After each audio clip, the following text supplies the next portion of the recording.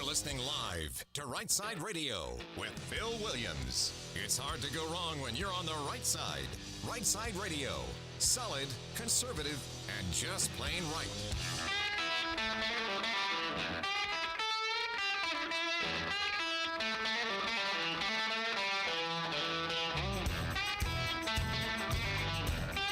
Alabama's syndicated news talk leader, Rightside Radio. Phil Williams here live in the Rightside studios. Man, we got the local, the state, the national covering down on all the issues.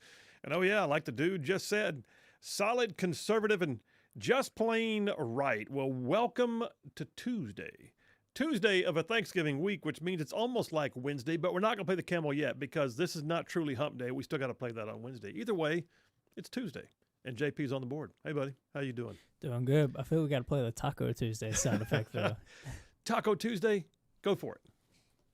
But more importantly, y'all know what today is, right? Yeah. It's Ah, nice. Thank you for reminding me. It is indeed Taco Tuesday. Outstanding. All right. Hey, listen, we got a great show later on for you. I chose specifically not to have guests today because I want to unpack some stuff in more detail. So I'm going to be just wearing out some topics about what's happening with our southern border, which means I'm just going to jump right on in and say, hit me some triple dipper like right now. The Triple Dipper. 3 stories you've got to know. That's right, the Triple Dipper. 3 stories, 3 themes, if you will, that you got to know as we run today's show. First out the gate, war with Mexico. What? Did he just say? Yes, that's what I said, war with Mexico. I don't mean necessarily per se that we are in a shooting war or going to be with Mexico, but I'm going to tell you right now, nothing's off the table. There are some people south of the border that are doing everything they can to make life in America more difficult, even more dangerous. And it's interesting what's happening right now. The dynamic has shifted. The rhetoric has certainly ramped up. And I'll tell you about some new things that happened just today where the president of Mexico responded to the incoming president of the United States. And we looking at a trade war? I don't know, but I got news. Right now, we have a border war going on, and we want our border secured, and we expect some help from the people that share the border. So number 1, Triple Dipper, war with Mexico. Oh boy, there's a title for you. Number 2, I'm not done with this topic. Did you know? I almost had this separated out or put into the same dipper I just did about the war with Mexico. I decided to make this a separate dipper all by itself. Did you know that there is an American company from Alabama that recently had its assets seized by the government of Mexico for no other reason except that Mexico wants their land? What? Yes. That's what's happening right now, as Mexico is nationalizing the land owned by Vulcan Materials of Alabama. We're going to talk about it. I've got an entire dipper dedicated to it. Mexico seizes American assets. That's number 2 on the Triple Dipper. And then number 3, I'm going to change the topic finally. I'll get through most of the show, and if we have time for it, I intend to do what I'm calling the Lawfare Armistice. The Lawfare Armistice. And we finally reached a place where they've found their quiet spot, their happy place, the place where everything goes calm, like this never happened. Listen, it should never be allowed to say this never happened, but I will tell you this. I think we're reaching the armistice, the peace agreements. The lawfare against Trump is finally winding down. We'll talk about all of that as number 3 on the Triple Dipper. All right, let me jump into the Right Side Way monologue. And let me start with this. I'm going to be on the same topic about Mexico, all right? But serious question. Let me ask you to start it this way. Serious question. What if I told you that your neighbor's house was being threatened? Like armed intruders, squatters, vandals, and thieves, you name it. You look out the window and you know immediately there's a threat right next door. What would you do? Would you sit idly by? Would you gawk out the window and take videos on your smartphone? Would you call 911? Would you arm yourself and go next door? I mean, it's an issue that I hope none of you ever have to face. Having your own home violated is more than disconcerting. It's an invasion of privacy. Watching it happen across the street is also one of those things where you have to take a measure of yourself and decide if you're going to get involved. It takes away like a sense of security. But what if I told you in that same analogy, that rhetorical question about what would you do if your neighbor was being attacked? What if I told you that it was the government policies that was actually incentivizing people to go into your neighbor's house and do as they please? What if the neighbor's crisis was because the mayor of the city had invited armed intruders, squatters, vandals, and thieves to come to your town? What if the mayor had said to the armed intruders, squatters, vandals, and thieves that, quote, our house is your house, mi casa su casa, and they took him at his word, literally, and came to your neighborhood with ill intent, but with an invitation? Sounds far-fetched? It's not. It's exactly what's been happening right now on our southern border of the United States. It's exactly what has been going on for the past 4 years of the Biden administration. An incursion by people who have literally been told that our house is your house, mi casa su casa, so come on in. I've watched videos from ranchers on the southern border who can't take their trash out now without being armed. Communities on our southern border have been devastated by illegal immigration. Crime across the country tied to illegal aliens is a daily news headline, and unfortunately, too many people are getting numb to it. It's heartbreaking. But they were invited. And despite all that we've pushed for, despite the obvious impact that illegal immigration has had on the recent red wave elections for Trump and others around the nation, the fact remains that some elected officials just still don't get it. Like the mayor of Boulder, Colorado, who just said that he would gladly go to jail if necessary to resist Trump's incoming border security policies. Multiple blue state governors have said they don't intend to cooperate and they will continue their sanctuary policies to include the border state of Arizona via liberal Governor Katie Hobbs. The City Council of Los Angeles, they just voted last week to declare themselves a sanctuary city. So armed intruders, squatters, vandals, and thieves still have an open invitation from much of the elected Democrat leadership. And by the way, these are our neighbors. Other states and cities, those are the neighbors of our states and cities, and they are continuing to face this crisis. And a change is not just needed, it is imperative. It's desperate in some places.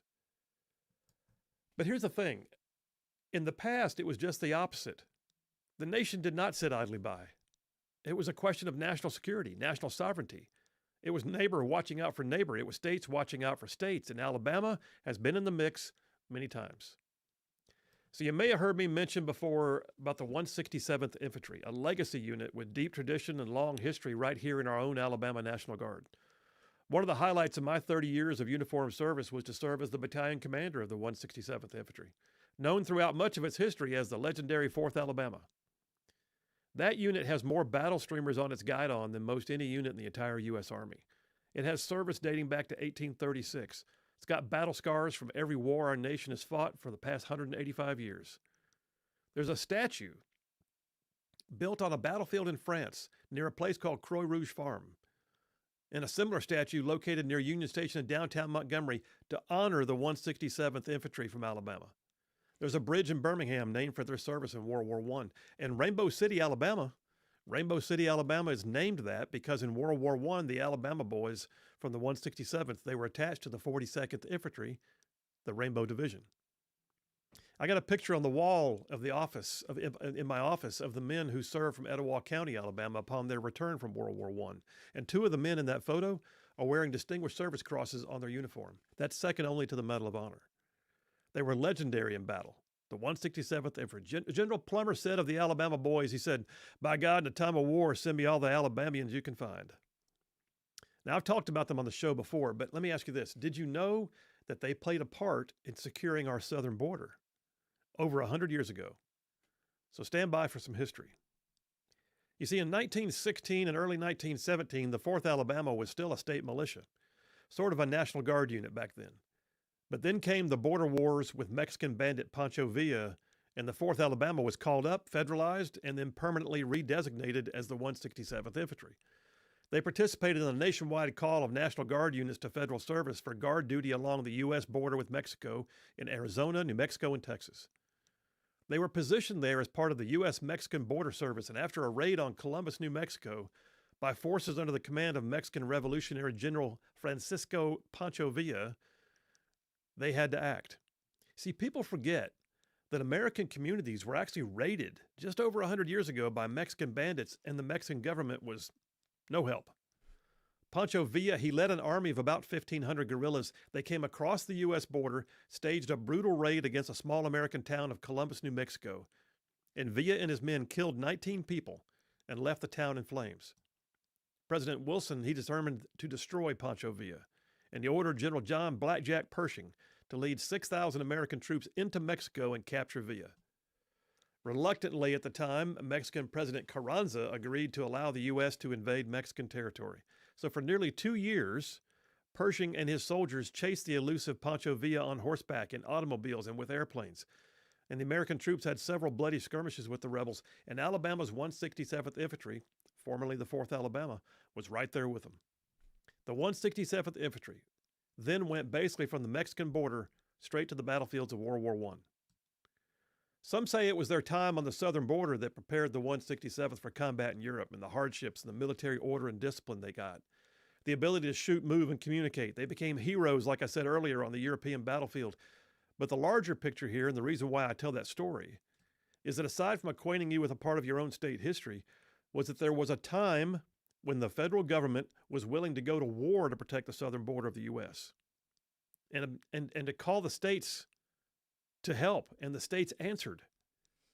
And some say the mobilization of the 167th actually became the catalyst for moving Alabama into the next century, as so many young men who had never been outside their own home counties now saw the whole world. They fought for freedom and they returned home with honor, and it started with their service on the Mexican border. See, American communities had been harmed and they were living under real threat, and it was seen then as an invasion. It was seen then as a destruction of the sense of security and sovereignty that every U.S. citizen has a right to expect their government to ensure. Armed intruders, squatters, vandals, and thieves coming across our border. But back then, they were not welcomed. Back then, the idea of a sanctuary city or a sanctuary state was antithetical to common sense. Still is. And we resisted their efforts and we hunted them down. It's not been that way for the past 4 years. And don't misunderstand what I'm telling you as a desire to go to war with Mexico in the physical sense. I'm not saying that. But what I am saying is this. We got to take it more serious than we have.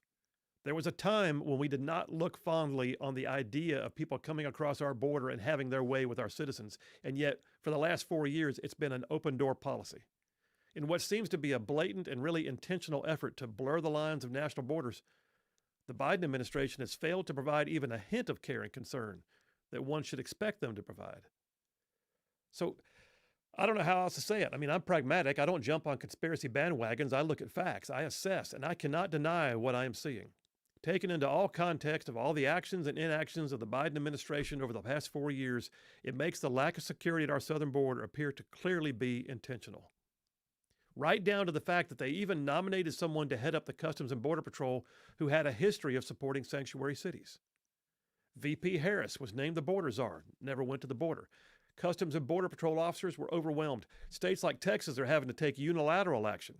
Actions which, by the way, often resulted in Texas then being sued by D.C. Federal aid to assist impacted communities, pretty much non-existent. Border wall construction, stopped. And of course, Alexandria Ocasio-Cortez has taken no more crying photo ops because she doesn't want to bring attention to what her own people are doing. So if you, like me, actually care about what happens at your neighbor's house, then you got to agree with me that we must not sit idly by. We must venture across the property lines to assist our neighbor, because if the danger to your neighbor goes unchecked, eventually it comes to your house. We must secure that southern border, and I believe we will. We've done it before. We'll do it again, because without a border, you got to question whether we really have a nation. And that's a wrap for the Right Side Way. Yeah, Alabama's been on the border, man. The Bama boys, they showed up down there in force, did a great job, and went straight to World War I from there. My point in telling that story, though, is there was indeed a time when incursions on the southern border and threats to communities were not taken idly, and they certainly didn't have sanctuary status. In fact, we took action to make sure it stopped. Wouldn't it be nice to see that again? Phil Williams, Right Side Radio. Y'all stay tuned. We'll be right back.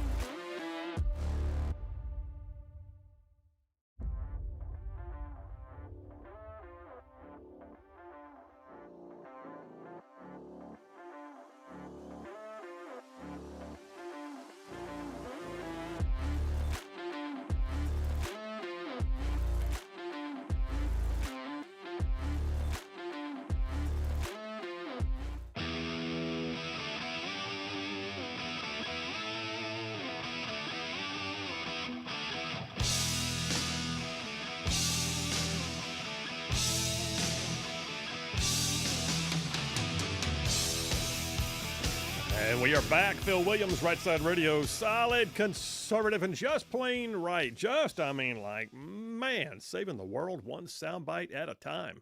Got the text lines open. Text it or call it. Same number for both. It's 833-687-4448, otherwise known as 833-68-RIGHT.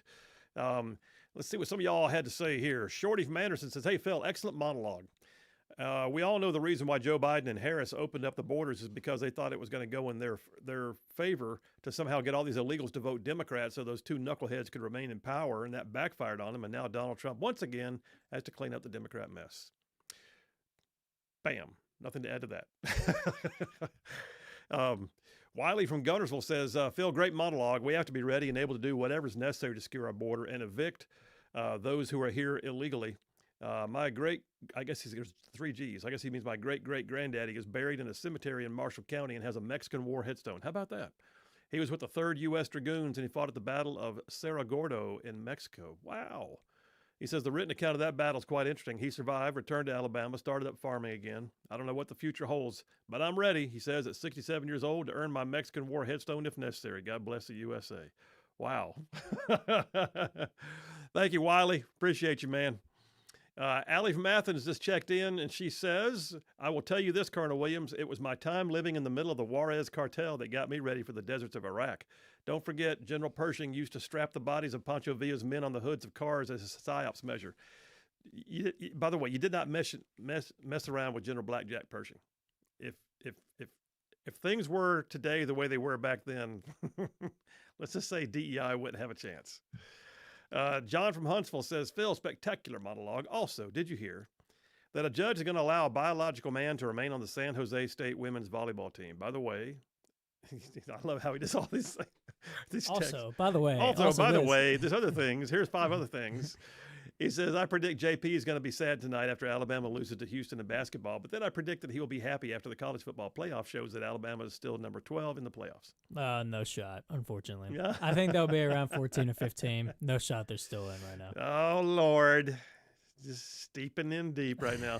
We might ought to do JP on sports tomorrow. Yeah, that's true. We might for Thanksgiving weekend. And before Iron Bowl weekend, we got to.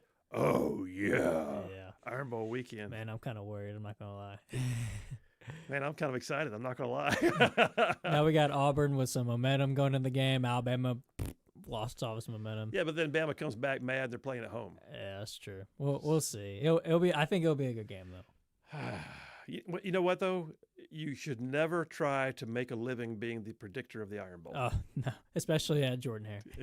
Especially Jordan Hare, where, as we both know, Coach Saban said that place is haunted. It's right. It's definitely haunted. Scott from Somerville said, how great would it be to see the FBI or ICE raiding Sacramento to arrest Newsom? Great monologue. You know what? We'll wait and see. But right now, there is a threat against the mayor of, I think it's Boulder, Colorado, who came out and said, I'd rather go to jail than to help Trump with his deportations. And Tom Homan said, we're happy to serve. All right, I got more text messages and I got stuff. Are we going to war with Mexico? My gosh. Phil Williams, Rightside Radio. Y'all stay tuned. We'll be right back.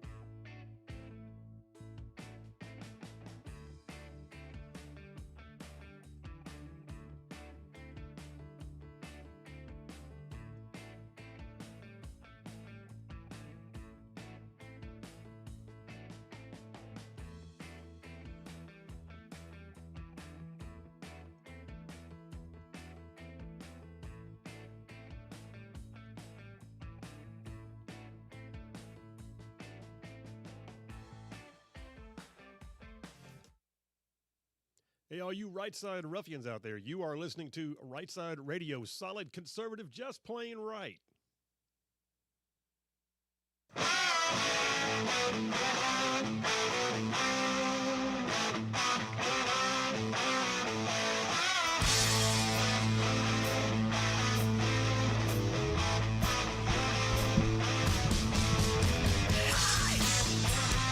And we are back. Phil Williams, Rightside Radio, solid conservative, just plain right. Man, covering down on some major ground across the northern half of the most beautiful state in the nation. This one, I'm talking about Alabama, y'all, Alabama. I mean to say this show goes like, way down south of Birmingham and up north of Huntsville and Tuscaloosa, back to Gadsden, parts of Georgia, Tennessee, and even Mississippi, all thrown in just for good measure. We cover a lot of ground. Jeff from Indiana just texted in. He says Taco Tuesday. He said, but this Taco Tuesday. What are you saying to me, Jeff? He says, anyway, got a rack of ribs. That looks a whole lot better than the fried truck stop fish you keep sending us pictures of, man. I think he's saying Taco Tuesday, my butt. This is a rack of ribs Tuesday. Got you. I was trying to figure out why my butt was written in the middle of all that. Now I understand the phraseology. Okay. Yeah, Jeff, man, them ribs looking fine. Fine. Can we have a rib day? What would you have? Rib day Thursday? I don't know what we do with that. It could be rib day every day. It could be rib day every day. Like the other day, you and I ate barbecue, and I went to, and you ever had the rib sandwich? They scrape the meat off and make a rib sandwich out of it on a soft bun. How similar is that to the McRib? That is not the same thing. That is not at all the same thing. The McRib is like fake meat grown in a lab. It's like saying that, you know, aged oak is the same thing as plywood. No, it's not the same thing. Okay. I've never had one, so I'll take your word for it. James from Bucksville says, well, I just lost it. Where'd he go? James from Bucksville says, my grandfather, Philip Skinner, served with the 167th in Mexico, also in France in World War I. How about that? He says in Mexico they had Cadillac cars with 30 caliber machine guns. And he did. I've seen pictures. Then in World War II, Granddaddy served with combat engineers in North Africa on a B-24 air base. Man, thank you for your grandfather's incredible service. That's very cool. And James, thanks for passing it on. By the way, thank you to Janet Johnson, who just commented on our YouTube stream. We appreciate you, Janet. So, by the way, that begs the point. Got to say it before I go too much further. I'm about to wrap up the text messages and move into the Dipper, but do know this. If you are watching the show live online, you have multiple choices. Don't ever think that you're out of range, because you're never out of range. Doesn't matter where you are in the world. That's why we have like Marshall from Dubai and Rayson from Hawaii, Jerome from Rome. These folks all watch from different places. Live radio, that's our hub, but we are streaming online everywhere. You can get us on YouTube. You can get us on Rumble. You can get us on Twitch. You can get us on 2 different Twitter or X accounts, which is Rightside_media or @SinPhilWilliams. So all said and done, we're everywhere. And if you go to those places, just look up Rightside Media. And remember that Rightside is one word, Rightside Media. And do us a favor and click subscribe so you'll always get notified if we're going to be on.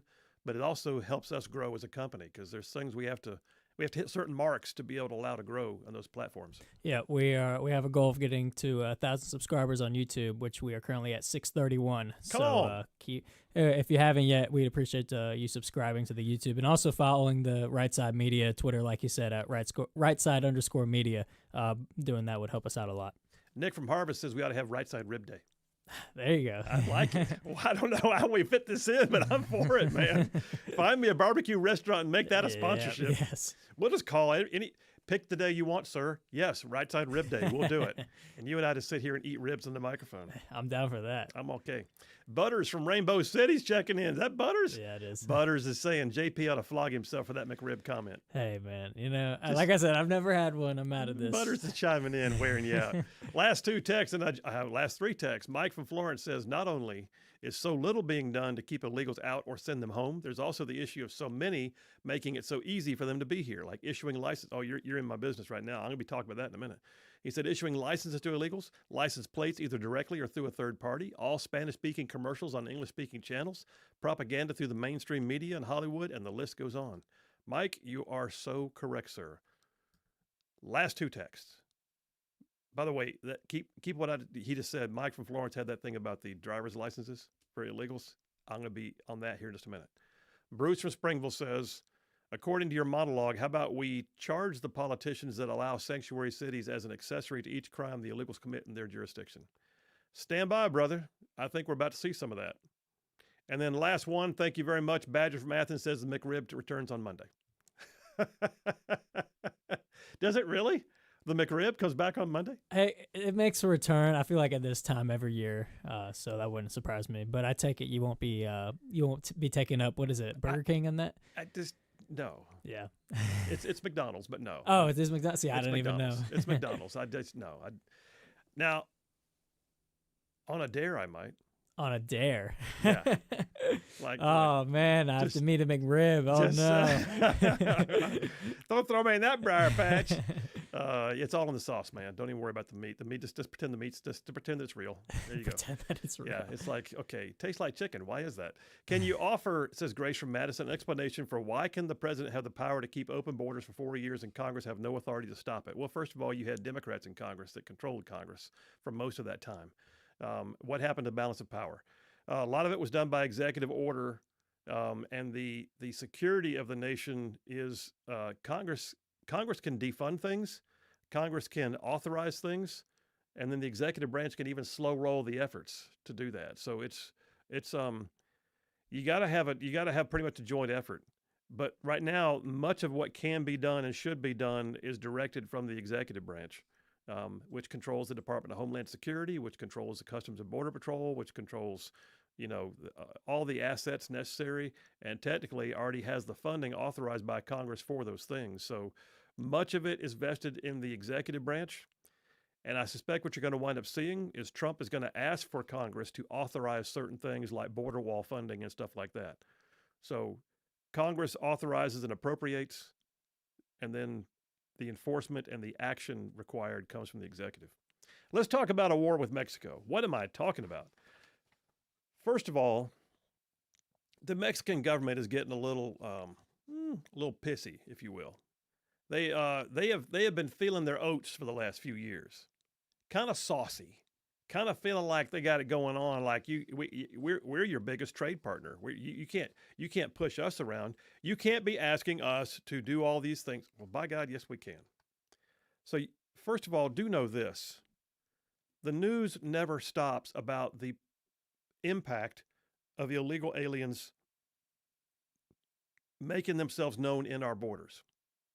Case in point, I'll start with this one, and I'm asking you, don't let yourself get numb to this, all right? That's a key point. Don't let yourself get numb to this kind of a story. I pulled this one off Fox News Dateline yesterday. A very beloved pastor in Detroit was out for a jog this past week, and he has just succumbed to the injuries he sustained when he was hit by an illegal alien. He's 72 years old. By the way, he's 72 years old. He's out for a jog. I hope I'm doing that at 72 years old. But at 72 years old, he's out for a jog. He was wearing a reflective vest. He was in a crosswalk, and he was hit by a man who ran through a red light. The man was not here legally in the country. On November 8th, 2024, he was declared brain dead, taken off life support. He survived for 5 days. The Oakland County Sheriff's Office, which is part of the Detroit area, confirmed in a press release that a 28-year-old Colombian national driving a 2013 Ford Focus is the one that hit the 72-year-old man while he was crossing Rochester Road in a suburb of Detroit.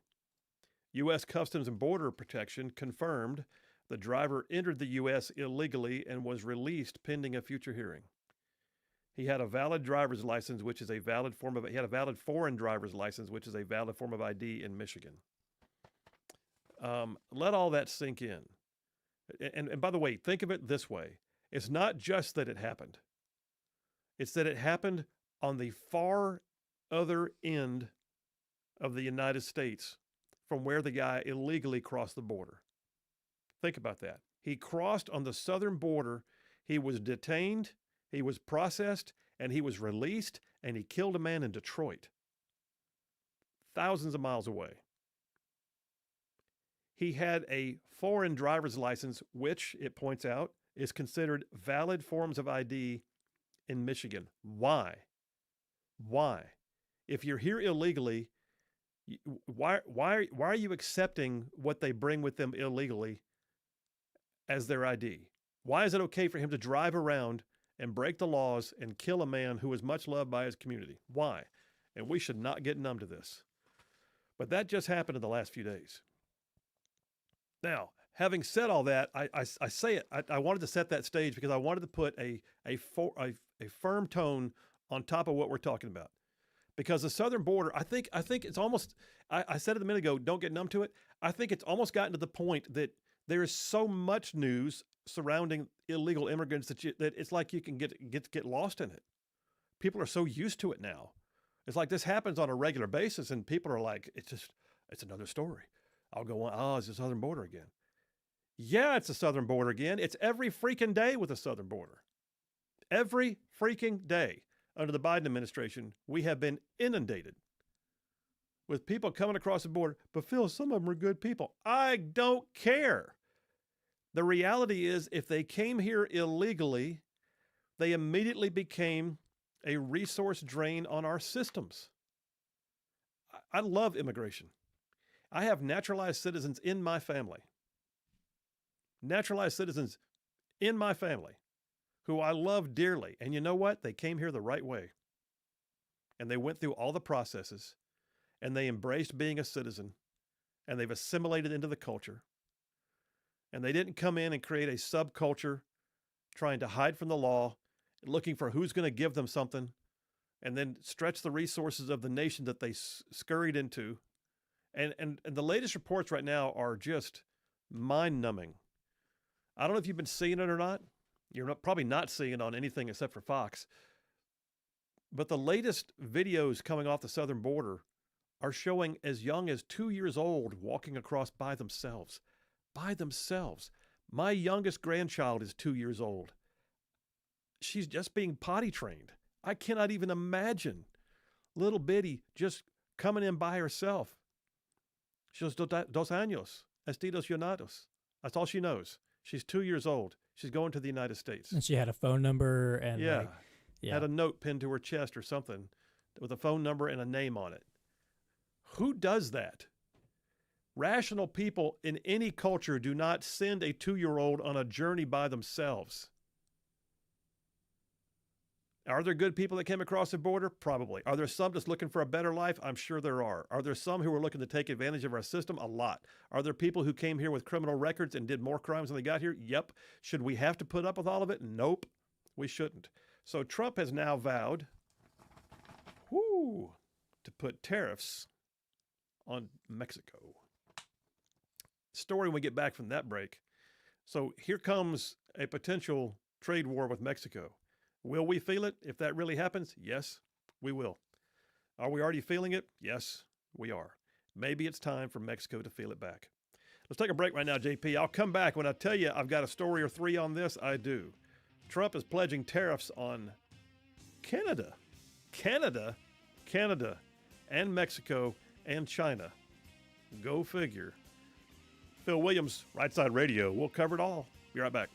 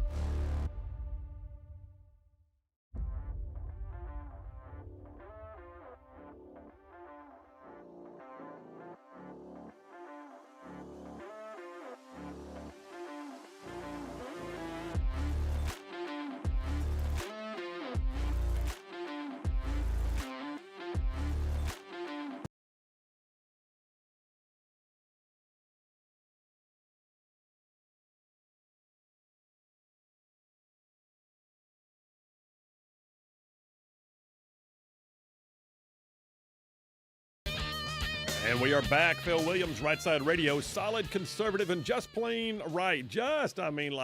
Pulling pins on truth grenades in here. So yeah, Trump has now come out and said, I'm in number one of the triple dipper war with Mexico. At the very least, we've got what I would call cross-border incursions coming in from their side.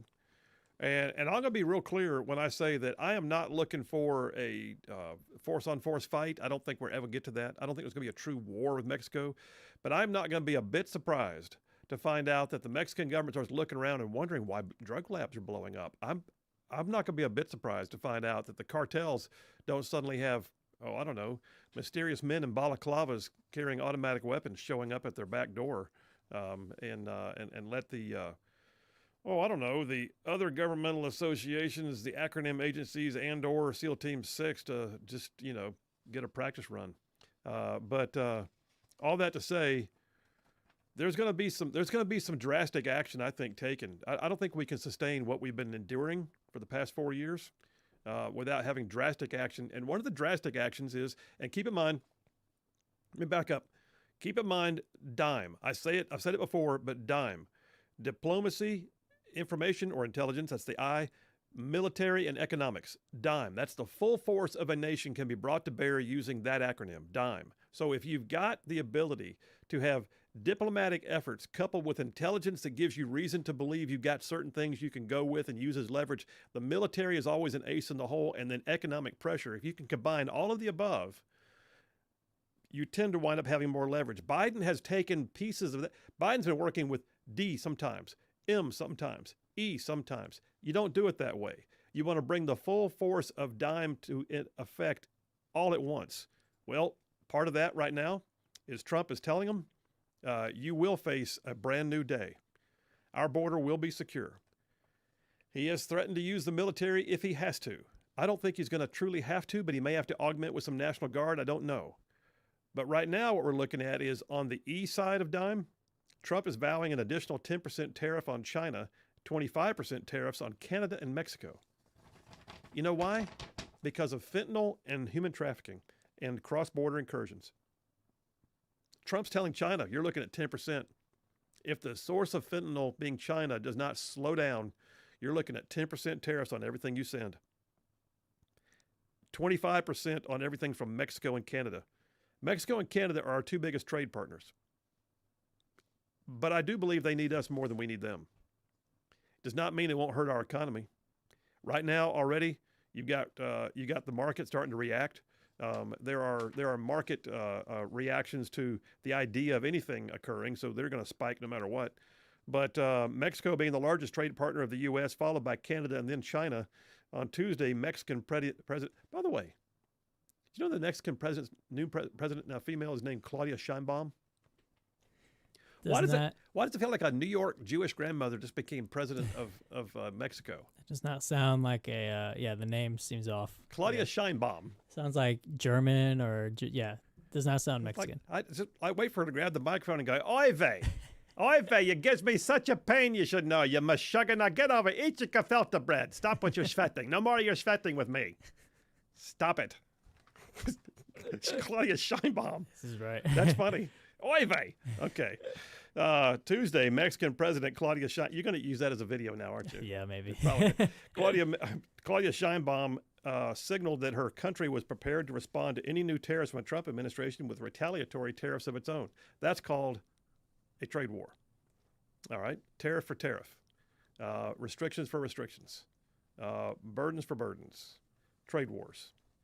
Blockades. Yes, I see it. I don't think it's going to get to that. I think that very quickly they will realize that the upper hand comes from the U.S. But it does not mean we won't have some pain in the meantime.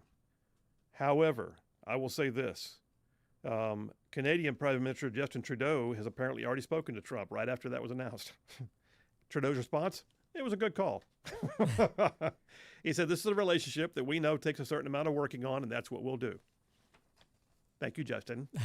Trudeau. I find it funny that Mexico they don't have the moral high ground to do. I mean, obviously they're going to put tariffs back, but it's like, we're trying to stop your cartels from, sending in all this fentanyl, and I just don't get where they find that they're they're in a position they can do it back rightfully. Yeah. That's just me, though. That's not just you. That's like everybody. Yeah. Trump did say it on Truth Social. He declared on January 20th, as one of my many first executive orders, I will sign all necessary documents to charge Mexico and Canada a 25% tariff on all products coming into the U.S. Markets reacted swiftly. The U.S. dollar climbed against the Mexican peso and the Canadian dollar, but U.S. stock futures dipped. Economists predict that tariff hikes could stoke inflation and disrupt supply chains. I'm sure that's true. Guess what? People are dying right now because of all this. When we get back, I'm going to tell you what's happening with the mayor of Denver. And oh, by the way, what did Tom Homan say? Phil Williams, Right Side Radio. We'll be right back.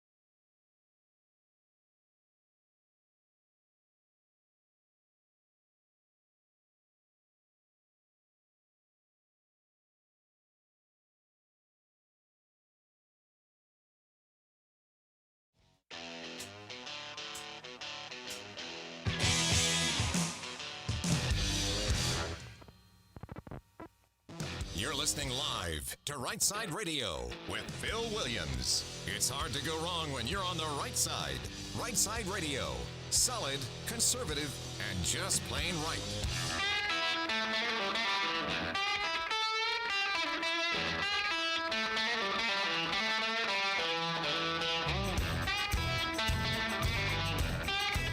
Alabama's syndicated news talk leader, Rightside Radio. Phil Williams here live in the Rightside studios. Man, we got the local, the state, the national covering down on all the issues. And oh yeah, like the dude just said, solid, conservative, and just plain right. Welcome to hour number 2 on a Taco Tuesday. Although we are debating how we can rename it like the Rib Tuesday or something. I don't know. We're going to Right Side Rib Day. Right Side Rib Day. I think that's got a good ring to it. Bring it on. Give me a rack of ribs. Let me go to the phones real quick because he held on during the break, and I want to honor his time. Brian from Huntsville. Hey, man. How you doing? I'm doing okay, other than a theoretical hangover over the Army Notre Dame game, but otherwise doing well. Theoretical hangover. I understand. Right. So, but beyond that, I'm just sitting there apprehensive of certain tariffs because if we're going to do that to Mexico again on that. If we start sending everybody back that crossed their border into the U.S. and they didn't first stop them, are they going to charge us a tariff on everyone we send back? That's going to be. It, sir. Y'all have a good one. Happy Thanksgiving, Brian. Wow. Charge tariffs on who we send back. I don't know. I think that's called a free export. I think either that or we find a way to charge them. By the way, I'm going to be serious when I say this. Here's how we put the pinch on them. Do you know what one of the largest, I'm asking you, JP, do you know what one of the largest sources of governmental revenue is for the nation of Mexico? Is it food related? No. Wow. It is money wired home from the United States. Huh. People who come here and work and then wire money home for their families to live on. Yeah. Is I want to say it's like the 4th largest source of revenue to the entire country. That's crazy. We need to look it up and verify, but I did a thing on this some months ago. But if you found a way to shut that down and or tax it or make it more difficult to send money back to the countries people are crossing over from, I guarantee you there would be a public uprising. Just saying. Yeah, likely so. And, I mean, also, not even tariff-wise, but militarily, which I don't know if you're going to go into that at all, but going after the cartels militarily is something also that I think will be in the mix for this new administration. I said that a little while ago about I'm not going to be a bit surprised to see that just very quietly and without much fanfare, suddenly drug labs start blowing up in the jungle. Yep. You're just going to, in tunnels start being destroyed. And next thing you know, drones are being shot down. And then, oh, by the way, maybe drones are crossing over the other way. Yeah. And then, I am not going to be a bit surprised to find out that a building suddenly collapses in downtown Mexico City with a targeted strike from I've seen buildings in Baghdad that were leveled in the shock and awe campaign, and leveling that one did not touch the one next to it. We are that precise with our precision munitions. Wait, you mean that the Trump administration is not going to have the Border Patrol have to call Homeland Security and get approval before shooting down a drone? You mean that's probably going to stop? I have a feeling it's going to be a whole new day. Wow. That just seemed logical to me. And by the way, I am fully aware when I say that kind of thing, I do understand the ramifications of armed conflict in a friendly allied nation, because technically they're an ally next door. They are also doing everything they can to ignore our needs and to allow us to hurt. That being said, what's going to happen? Here's what I imagine. Let's go ahead and I tell you what. I'm taking it aside. I set down my notes. Here's the way I imagine this happening. I fully expect that you're going to wind up seeing Customs and Border Patrol being given a great deal of new authority and lifting of the rules of engagement. Not deadly. I'm just saying that they're going to be allowed to shoot down drones. They're going to be allowed to cave in tunnels. They're going to be allowed to interdict. They're going to be allowed to turn back. And then you're going to see remain in Mexico. And then you're going to see a wall. All those things are going to happen, and they're going to be visible, and they're going to be on this side of the border. But then I also believe this. I think in terms of dime again, I think one of the diplomatic pieces is going to be that the U.S. State Department declares that the cartels, the drug cartels, are considered enemies of the state and are foreign terrorist organizations. That immediately changes the dynamic. What that does for us in a legal framework is it allows us to seize their assets. It allows us to freeze bank accounts and to put restrictions on foreign trade. Like, for instance, if there's a bank that is banking with the cartels and holding their funds and does not freeze them, then that bank faces sanctions from the U.S. government, and they don't want that. So this is the way we started shutting down al-Qaeda's framework around the world. This is the way we began shutting down things like the Chechen rebels and others that were doing things that were so incredibly heinous. This is how we began shutting down ISIS. You shut off their cash flow, they can't buy weapons, they can't put beans and bullets in front of their fighters, and it changes the whole dynamic.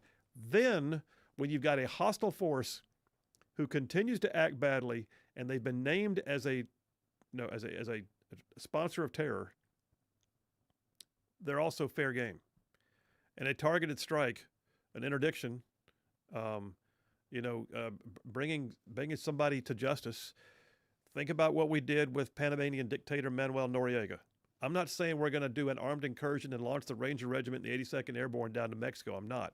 But I'm saying it would not be a bit surprising to me to someday see the head of one of the major cartels showing up in a courtroom in New York City because he was snatched one day from his drug lord mansion by Delta or SEAL Team 6.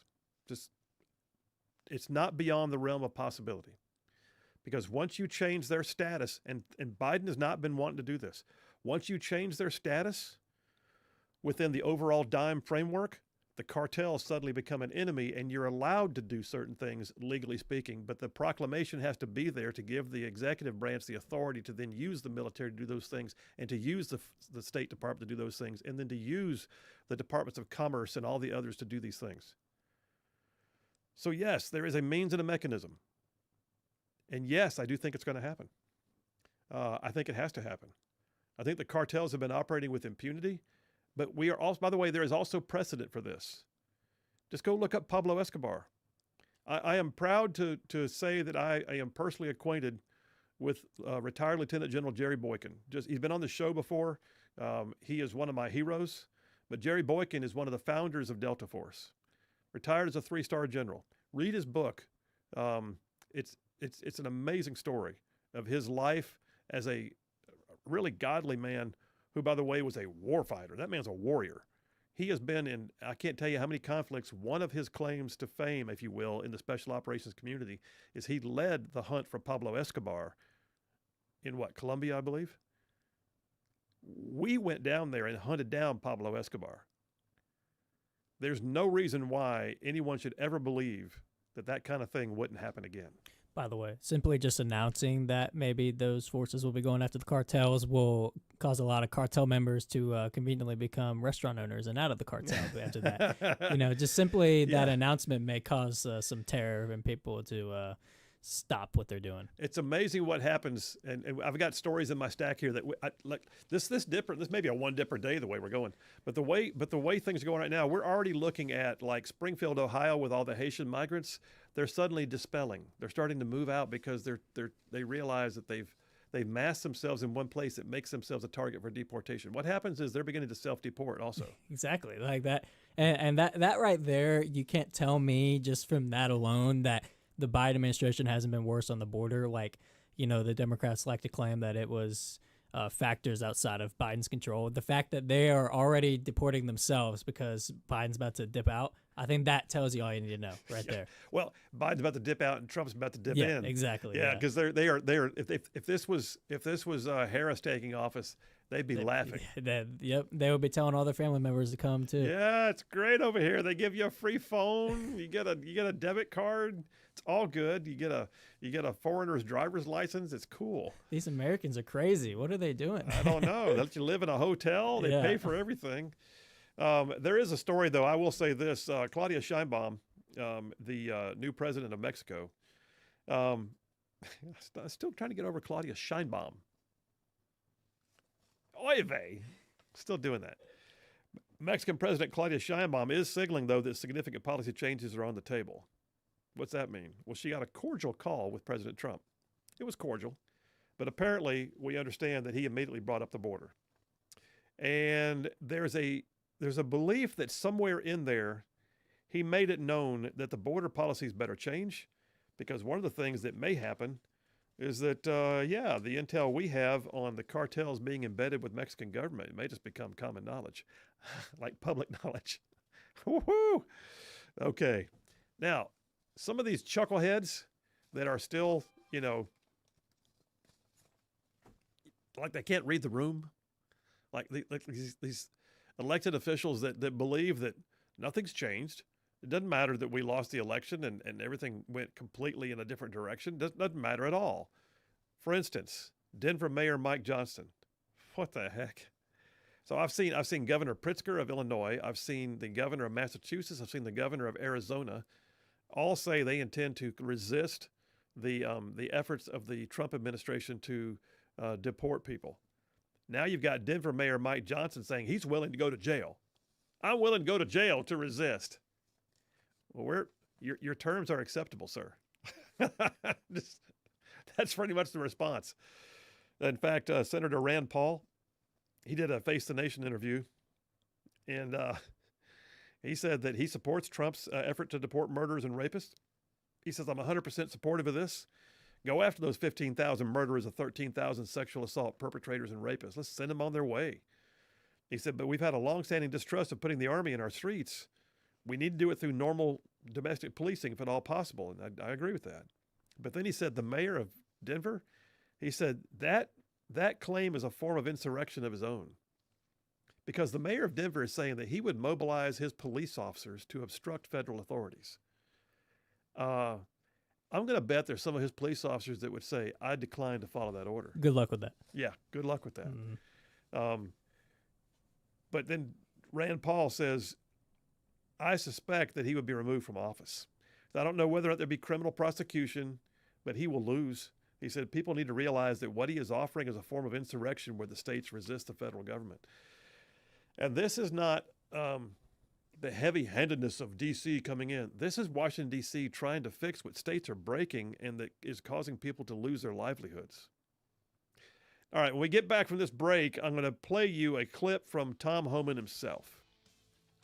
That guy, I'm telling you right now, he's down at the border right now feeding troops. He's up on the screen feeding troops down at the southern border. Love that. Giving them a Thanksgiving meal. Listen, this is what we need. We need a Tom Homan. I mean, the old man's coming in like daggum tombstone, walking to OK Corral. Phil Williams, Rightside Radio. Y'all stay tuned. We'll be right back.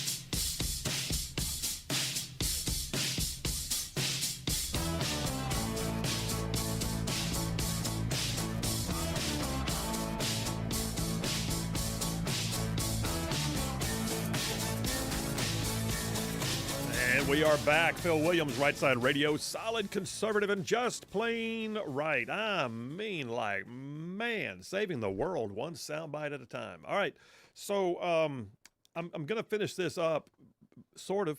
Keep in mind, there's another dipper coming that you're going to want to hear. Did you know that Mexico is actually seizing American assets in Mexico? Yes, they are, and I'll tell you all about that. It's an Alabama company. That being said, let me jump back on the war with Mexico, the securing of our border, what do we have to do? What's it going to take for sanctuary cities to quit inviting people across our border? So I got a clip here from JP. I'm going to call for audio one. This is the Tom Homan clip. This is an interview that Tom Homan did on Fox News with, I believe, Brian Kilmeade. And I'm going to start it about partway through. It's a little longer than I would normally play. It's going to be like about a minute and 45 seconds. But it's, it's one of those where it's so rich you can't just turn it off in the midstream. So go ahead and hit it. So today you're going to be at the board with Governor Abbott. What's the objective? Well, we're not waiting to January 20th. We're already planning what we're going to do to lock down the state of Texas. Governor Abbott's done a great job so far. Look, illegal crossings in Texas is down over 80% because of great work by Governor Abbott. And he's been successful because he has taken the Trump policies and put them to work. He's put border barriers and walls up. Walls work. President Trump proved that. He has consequences. He's arresting people and charging them that cross the border. Consequences work.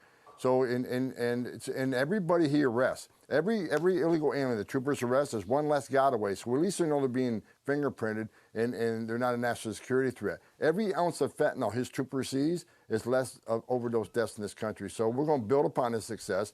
I guarantee you the Trump administration isn't going to constantly sue him for trying to secure the border. Exactly. We're going to partner up and help him do 100% security on his border, and we're going to do that across the southwest border. They are building a wall in Texas. They bought the land, and they're building a wall. Is this wall going to be up to your standard? Is that what these states have to do? Well, look, if you want to secure the border, you got to put up border barriers. We've proven border barriers worked. You also got to end catch and release. We got to put the Remain in Mexico program back in. You got the third safe country agreements. Congress needs to change the asylum laws, but I'm not counting that to happen. So President Trump's going to have to come in with executive orders like he did the first time. President Trump was a game changer with Remain in Mexico. He had the lowest illegal immigration over 45 years. Illegal immigration down 90%. And Brian, the example of this 2-year-old, when 90% less people are coming, how many children aren't dying crossing that border? How many children and women ain't sexually assaulted? Yeah. So look, President Trump's policies work. We're going to do it again. This time we're going to finish the job. All right, stop there. I love the opening of that. We're not waiting till January 20th. He's not. He's down there today. That interview was, I think, yesterday, and he is down there today with Governor Abbott serving Thanksgiving dinner. Do what? It was this morning. I was going to say that interview was this morning. Was it really? Mm-hmm. Okay, that shows you how timely my resourcing of the show is. But he's down there right now. He's not even in office yet, and he's down there right now. And I'm listening. I'm going to tell you right now, this is exactly what's been needed. Homan is not playing. And he also said, by the way, that they will consider that if they want to be sanctuary states, if Arizona doesn't want to contribute to the effort, and I don't mean like they have to pay the billions that Texas has paid out of its own pocket, so to speak, but Arizona needs to start cooperating. Arizona, Governor Katie Hobbs is talking about being a sanctuary state in spite of everything that her people just voted for. In spite of all the damage she can see, she's still pretending that being a sanctuary state is cool. And all that's going to come to a grinding halt, or we're going to see literally some officials facing actual punitive. If you think it's been lawfare against Trump, how about this? Maybe those who violate the law in their own office may wind up having to face repercussions from, their own actions. All right, that being said, war with Mexico, trade war, that's already being threatened back and forth. Border incursions, that's already there. And there was a day, like I said in my monologue earlier, where we didn't take this thing lightly. We mounted up, went to the border, and did what had to be done to stop cross-border incursions 100 years ago. And right now we have sanctuary states, and we have Mexico threatening us with tariffs for daring to tell them to do their job. I got news. There's more of this discussion. Mexico is seizing American assets, and I'll tell you all about it when we get right back. Phil Williams, Right Side Radio. Y'all stay tuned. We will be right back.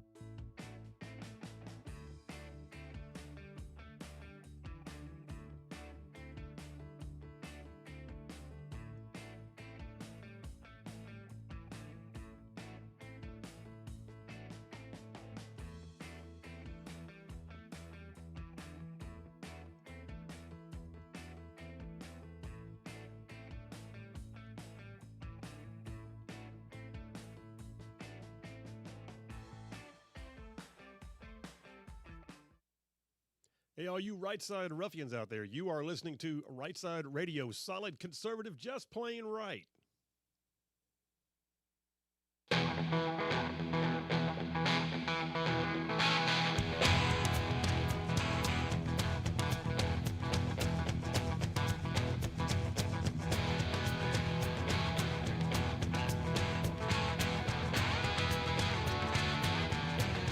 And we are back. Phil Williams, Rightside Radio. Solid conservative, just plain right.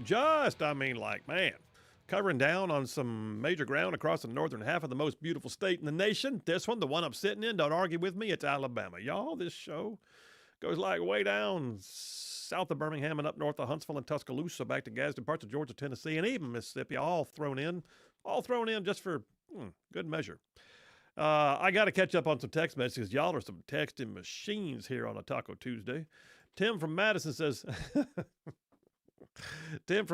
I dare you, Phil Williams, to eat a McRib.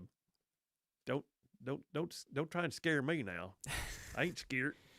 You know what, Phil Williams? I dare you to eat some phenomenal tacos on a Taco Tuesday. I like that challenge. Your terms are acceptable. Red from Tony, Alabama says, is it gonna be a McRib Monday for a few weeks? I don't think so. Marshall from Dubai is listening right now. He says, Marshall from Dubai says, Phil, I heard my name. It's like hearing Beetlejuice. He said, keep up the good work and have a blessed Thanksgiving. Thank you, man. Appreciate you. Jim from Grove Oak, Alabama says, Canada and Mexico need us a lot more than we need them. Let's go. There you go. Jerry from Decatur says, Trump's a businessman taking care of business and the Monroe Doctrine, airborne. Indeed, the Monroe Doctrine in our hemisphere. I'm just saying. Bruce from Springville says, another suggestion, the U.S. can freeze Mexican assets in our country and use those to pay reparations to victims and their families. That is not ungainly. I don't think that's a problem. Thomas from Athens says, there's a new sheriff in town to drop the dime, using my phrase, and a new border czar plus human assets to implement enforcement as needed. He says, P.S., y'all have a blessed Thanksgiving. We have very much for which to be thankful. Yes, we do. Brent from Addison, Alabama says, Turkey Tuesday. There's a lot of food suggestions in this show. No, this is Turkey week. I mean, it's Thanksgiving week, so it's tryptophan Thursday. Get that tryptophan from the turkey. Bert from Owens Crossroads says, tax all the outbound wire. That's what I was saying. Outbound wire transfers. Tax them all at 75% unless it goes to U.S. citizens. This will cause some self-deportation to occur.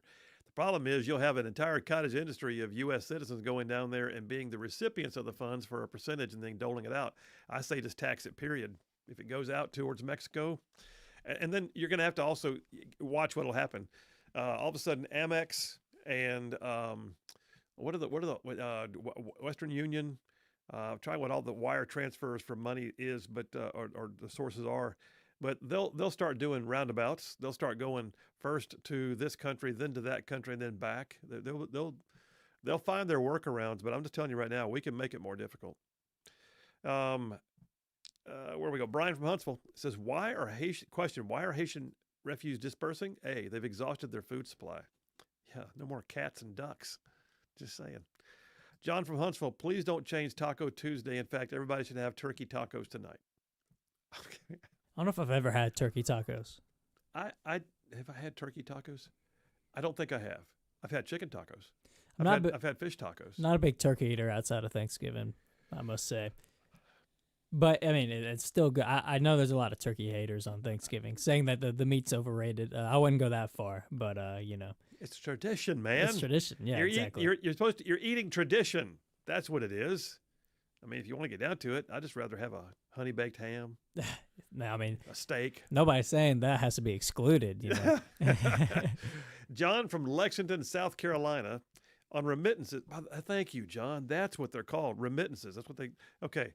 He says during the 2020 census, illegals were counted. Those I lost my train of thought. And those illegals were counted, and those counts were used in congressional reapportionment. Thank you. Now, and the deriving of federal funds based on population. This is a powerful incentive to be a sanctuary state. Oh, I know. That's why we have to make sure that we change the census laws. Trump tried that before. But then he says, and on remittances, a percent tax that is proportional to the percent of the illegal population. Just finished my McRib. I like how he slid that in there at the end. Yeah. Do me a favor there, JP. Look up and let's see. Find out how much revenue in remittances goes from the U.S. to Mexico every year. I believe it's in the billions. Can you, while you're looking that up, I'm going to read the next text. Birch from New Hope says, random question of the day, is there something like the Liberty score for our representatives in Montgomery? There are a couple of places where you can look. One is difficult to work with because Club for Growth has a different version of the way they do things, but they have a scoreboard. And then the Alabama Policy Institute, while I was there, we began doing a score of representatives, and I don't think they're doing that right now, but they did. So, yeah, what'd you find out, man? Brace yourselves. It's a large number. Okay, hang on a second. I'm going to guess $32 billion. No? $84 billion. A little less than that. Okay. $63.3 billion was sent in remittances. Well, excuse me. So in remittances, I don't even know if I'm saying that right. Were sent to Mexico in 2023, $63 billion. He said, with most of the money arriving from the United States, according to Mexico's central bank. It says the figure is a 7% hike from the previous year. Wow.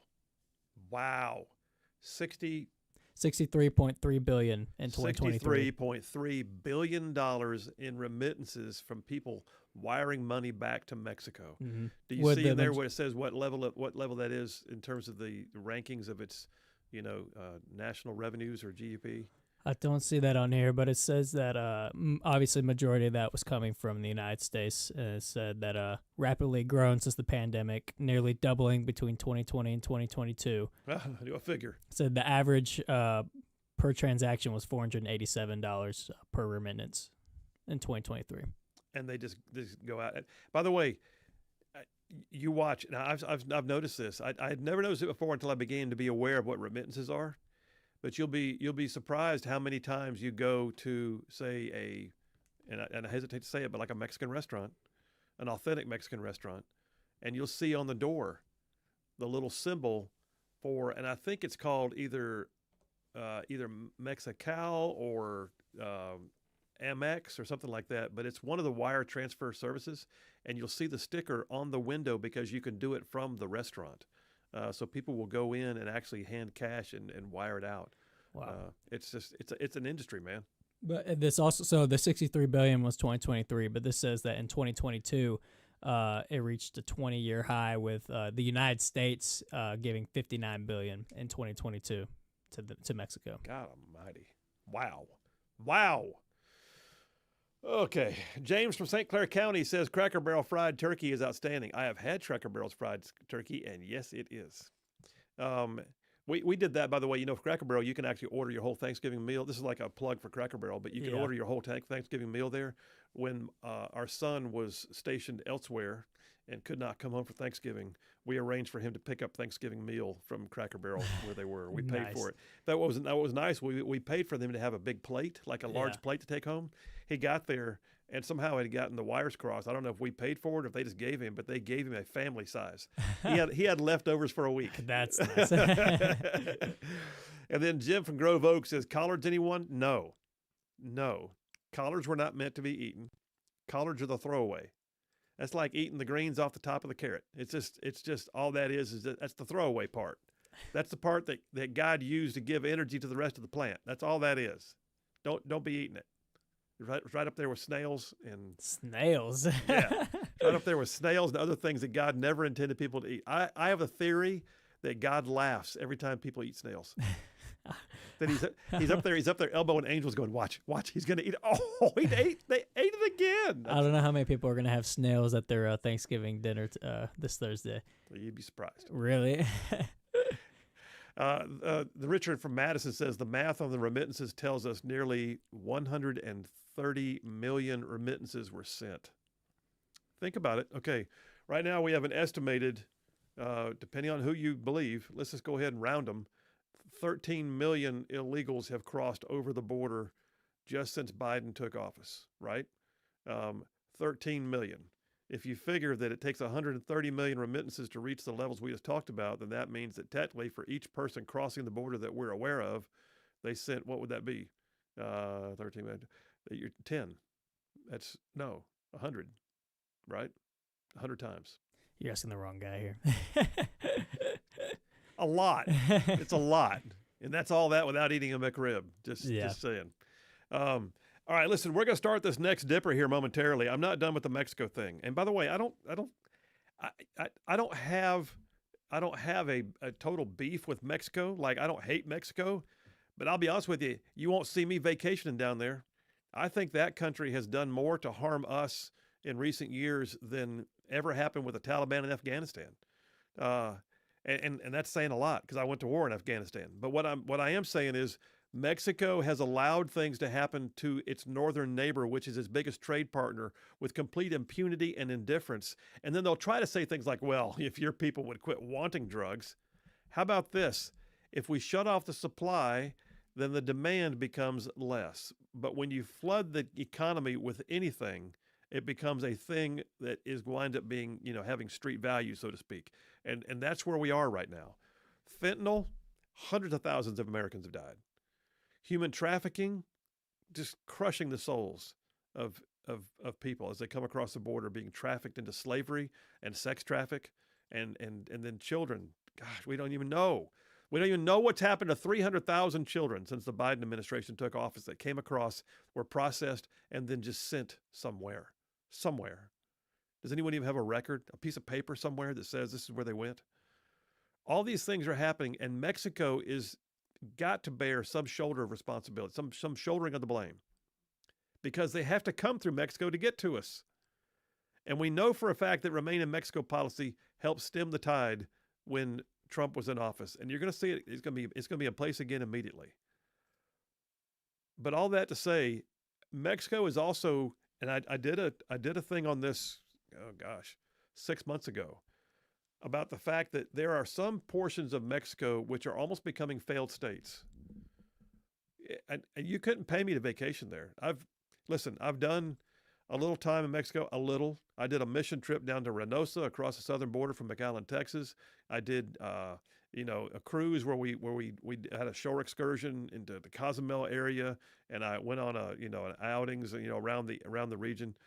All that to say, is it beautiful? Sure. Is there a lot going on down there? Sure. It's also a place where you would never. Right now, to me, every American tourist is a hostage waiting to just be. They're a kidnapping waiting to happen. It is not, in my opinion, a safe place.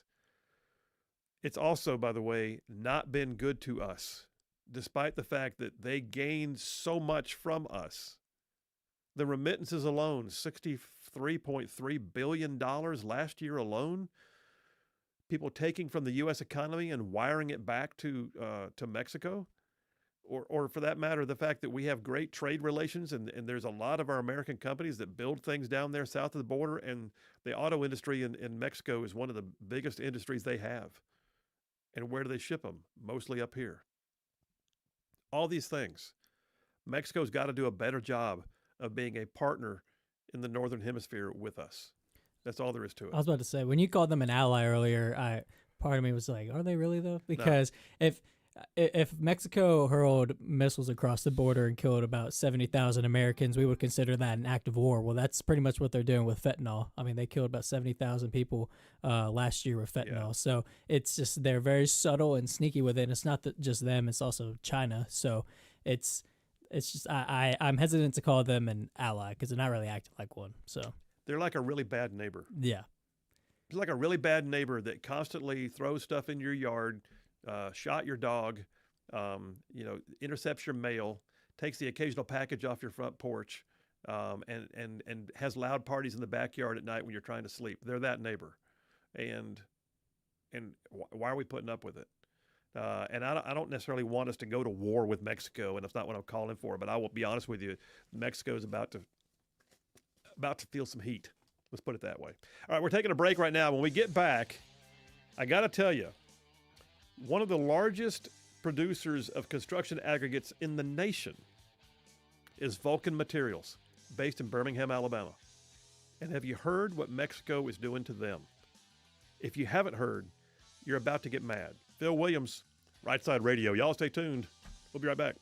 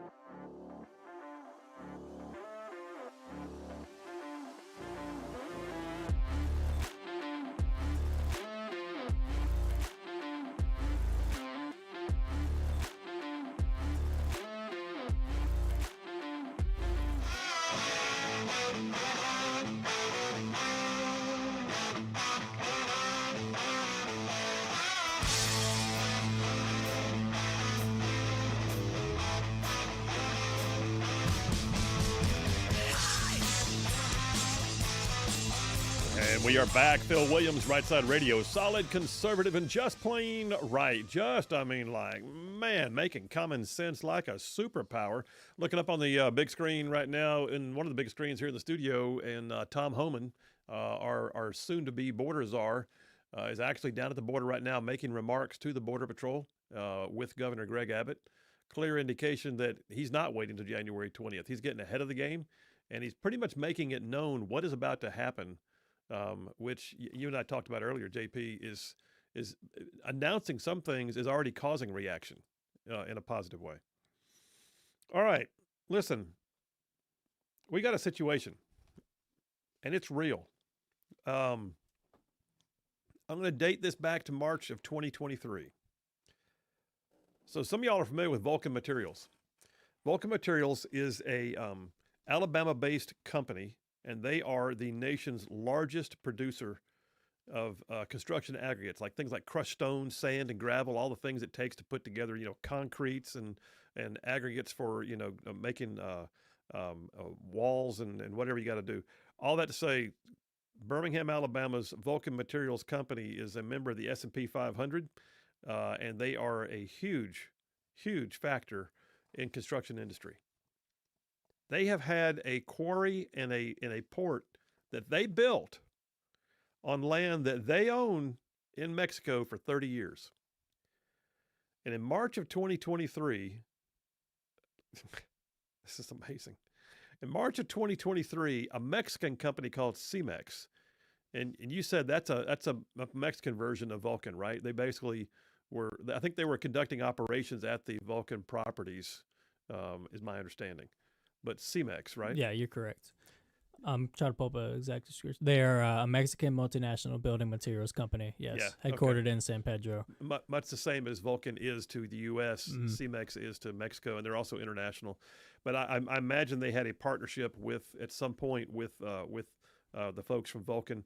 Vulcan built port facilities near Playa del Carmen. If you know where Playa del Carmen is, this is on the Caribbean coast. This is prime area. And suddenly, the Mexican government decided they really wanted that property. So with Cemex claiming that it should have had contractual rights to the property, which its contract had already expired in December of 2022, in March of 23, Cemex employees with armed Mexican police and military forcibly broke open the gates at Vulcan's port facilities near Playa del Carmen and began occupying the property. Just literally the Mexican government aiding a Mexican company to take over a U.S. company's property. Vulcan quickly put out a statement saying there's no contract permitting Cemex's use of Vulcan's port facilities. Although the companies used to have an agreement, it had expired in December 2022. It had not been renewed. Rather than looking for a mutually agreeable solution, Cemex threatened to seek the aid of the Mexican government, including the use of armed forces, and did just that. Mexican federal court ordered Cemex to vacate the property. That's interesting. So the court said, you can't do this, fellas. Another Mexican federal court ordered the military and police forces to vacate the property. None of it happened. They maintain it to this day. It says the Mexican government continues its illegal shutdown. This is in March of 23. I'm reading this from a statement put out by Vulcan. The Mexican government continues its illegal shutdown of Vulcan's quarrying, processing, and shipping operations. Nonetheless, Vulcan owns the 4 parcels of property that make up its Mexico operations, including the port. So think about this. They spent an unreal amount of money to buy amazing amounts of land, built a major quarry on it, built a port so they can ship the materials out, and the Mexican government decided, I think we want that. And they took it from an American company. I'm telling you, it's getting thick. Wait till I tell you the rest of the story. Phil Williams, Rightside Radio. We'll be right back.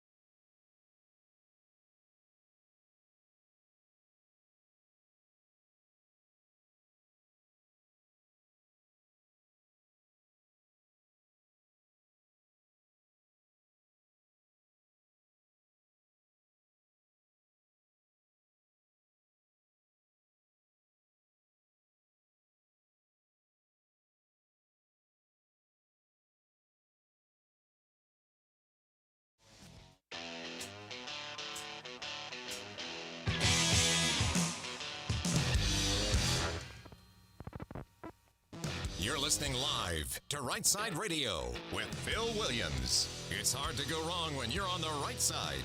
Rightside Radio. Solid, conservative, and just plain right.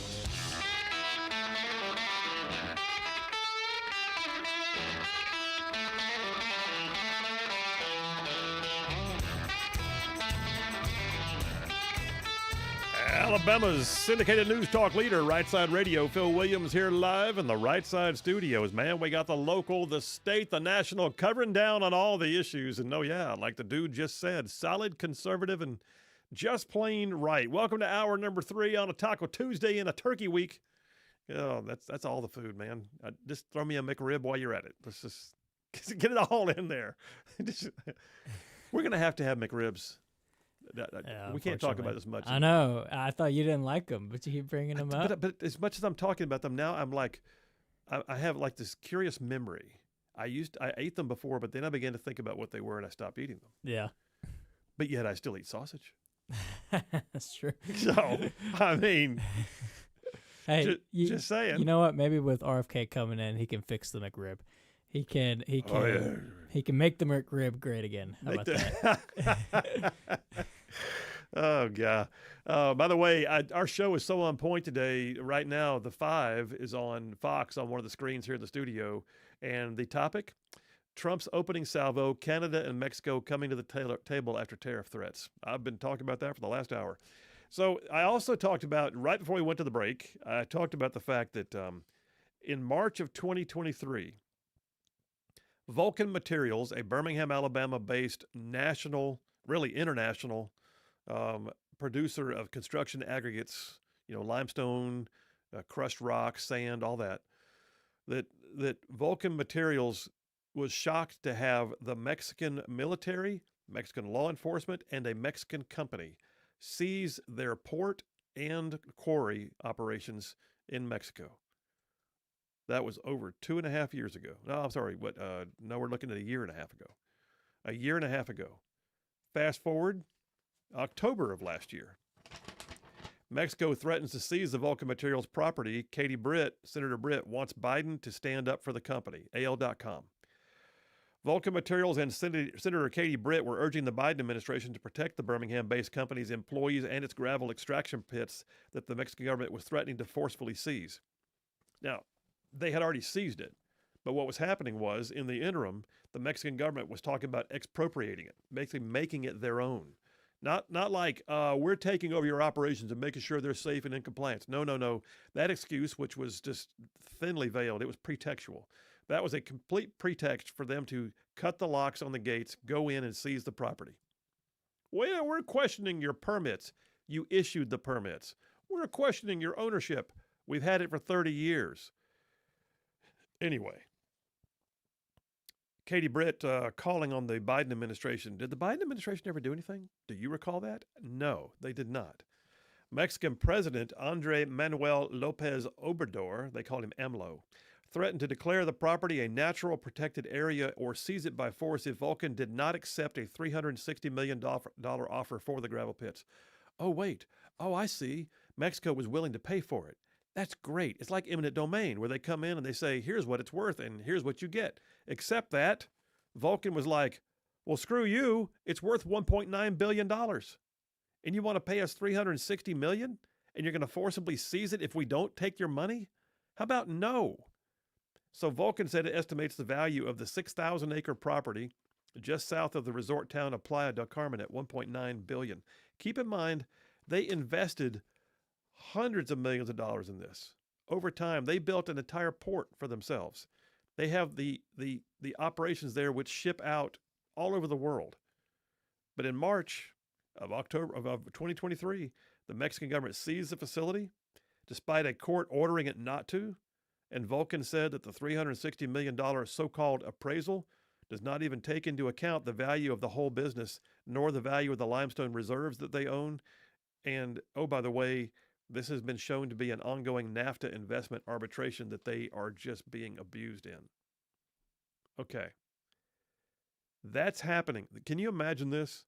The Mexican government has just seized an American company's assets, made them their own. It hasn't stopped. Next storyline I've got here from Business Alabama magazine. Some of y'all are thinking, I've never heard this story.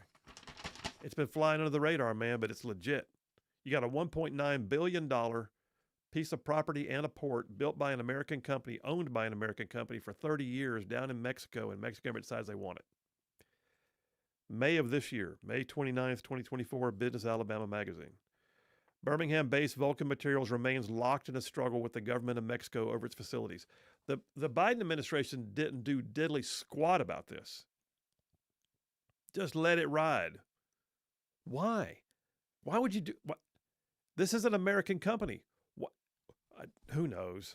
Anyway, Mexico News Daily, an English-language Mexican news outlet, reported that the Mexican takeover of the property is now imminent, adding that the government plans to make it a natural reserve with rental cabins and cruise shop docking facilities. Oh, pray tell. They're going to turn it into a tourist destination. No, there was not some form of, ulterior motive to this. They just were checking the permits and all that. In a statement earlier that month of May of this year, Vulcan said, the company strongly believes this action by the Mexican government is illegal. The company has the necessary permits to operate and intends to vigorously pursue all lawful avenues available to it to protect its rights and resume operations. And then it goes on to say, the company has quarried limestone legally in Mexico on land that it owns for over 30 years. Vulcan has the right to maintain full ownership of its properties, owns the limestone reserves, and complies and has always complied with Mexican law, including the laws permitting our operations from which we service our customers, both in Mexico and abroad. Y'all, this is an Alabama-based company. Can you look up something else? This is the thing now. I realize you can do this, so now I'm just like, hey, look this up for me real quick. See if you can figure out how many employees Vulcan Materials has. And then let's just get a feel for the size, if you can find that. Do you see something like that? This says 11,437. Wow, this is no small employer. No. Over 11,000 employees, one of the largest producers of construction aggregates like sand and rock and all that. Now, that was May 29th of 2024. Also in May of this year, Vulcan rejected Mexico's buyout offer. So the formal so-called offer went from 360 to, okay, we'll give you 385 million. And Vulcan said, go pound sand. No pun intended. Yeah, Birmingham-based Vulcan Materials, according to Alabama Daily News, in May of this year, rejected the Mexican president's campaign of criticisms and closures, as well as his offer to buy. President Andre Manuel Lopez Obrador, AMLO, offered to buy the American company's Caribbean coast property for $385 million amid a bitter years-long dispute that saw Mexican authorities seize the port quarry. Oh, this is not the way good neighbors act. It's not. Well, fast forward to pretty much now. AL.com again. Bill Thornton wrote this one. In September of this year, U.S. Senators Tommy Tuberville and Katie Britt joined 6 other members of the U.S. Senate to introduce a bill that would impose penalties on Mexico if it attempts to profit from seizing a port facility owned by Vulcan Materials. So you've got Bill Hagerty of Tennessee, Tim Kaine, a Democrat of Virginia, Ted Budd from North Carolina, John Barrasso from Wyoming, and a few others are already among the sponsors of the Defending American Property Abroad Act. The bill would prohibit any vessel that had used a port, land, or infrastructure illegally seized from a U.S. entity by a foreign nation from entering a U.S. port.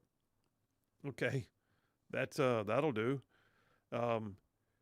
This is, you look at this and go, where's our Department of Homeland Security? And oh, by the way, where's our Department of State? And does the Biden administration, does he even know? Do you think he knows? Does he even care? Does he even know where he is? I don't know. Did you see him, by the way, trying to pardon the turkey yesterday? No, I didn't. Oh, brother, I bet that was something. It was a word salad, man. It was like I don't know if he knows. I think the turkey made more sense than he did. It was that bad. Well, I saw he was somewhere speaking to military members. I'm not sure where, but he said he made a joke about how he had been fired. Did he really? Yeah. So no kidding. It's funny how he's letting it fly a little bit as we're coming to the end. Well, I mean, he just had a big they called it a gratitude party or something like that, where he thanked all the people who've been working for him, kind of like a going away kind of party. And Kamala Harris didn't even show up. Shocker. Well, at least, hey, I gotta give props to that Biden's showing up to the inauguration, so there's that. He is showing up to the inauguration? Good for him. He's probably going to wear a MAGA hat. Yeah. He probably signed up to go to the inauguration. Yeah. He's probably looking forward to it. I wonder if Kamala will go. No. No shot. No think so? No shot. No shot at all? All right. So the Mexican government, they're not done. All right. They're not done here with Vulcan. The Mexican government is going to not just declare that they can have something, but the outgoing president, AMLO, in one of those I'm leaving office and while I'm on the way out the door, let me sign this paper type things. Yeah, just about a month ago. With just days of his term in office remaining, according to energyresources.com. Mexican President Andrés Manuel López Obrador added another complication to the Vulcan dispute. He declared it to be a protected natural area. In other words, he labeled it as a place where quarrying can't occur, which it's been occurring there for 30 years. The September 23rd declaration covers more than 200 square miles in the Quintana Roo area and specifically prohibits activity, including extraction of construction materials. What he basically did was he said, what you're doing there is now illegal. So first he said, we want your property. Then he said, we'll agree to buy your property, but we're buying it on the cheap. And then he said, when they said, no, we're not doing that, pound sand, he goes, fine, then I will just take your property and shut down your operations. And then he made it one step further. As he left office, he said, and oh, by the way, I've just declared that whole area a protected reserve, and you can no longer conduct your operations there no matter what. So even if you get to keep this, now you can't use it. I mean, this whole thing was one of those biggest abuses of power I've ever seen. And folks, this is an American company. This is an Alabama company. This is a big, hairy deal. It needs to stop. All right, that's that for that, Dipper. We're going to take a break right now. When we get back, we may just have to play the WKRP turkey drop again, just for grins. You got it handy? You got it? Oh yeah, I bookmarked it. All right, let's come back and do a little WKRP turkey memory. We'll be right back.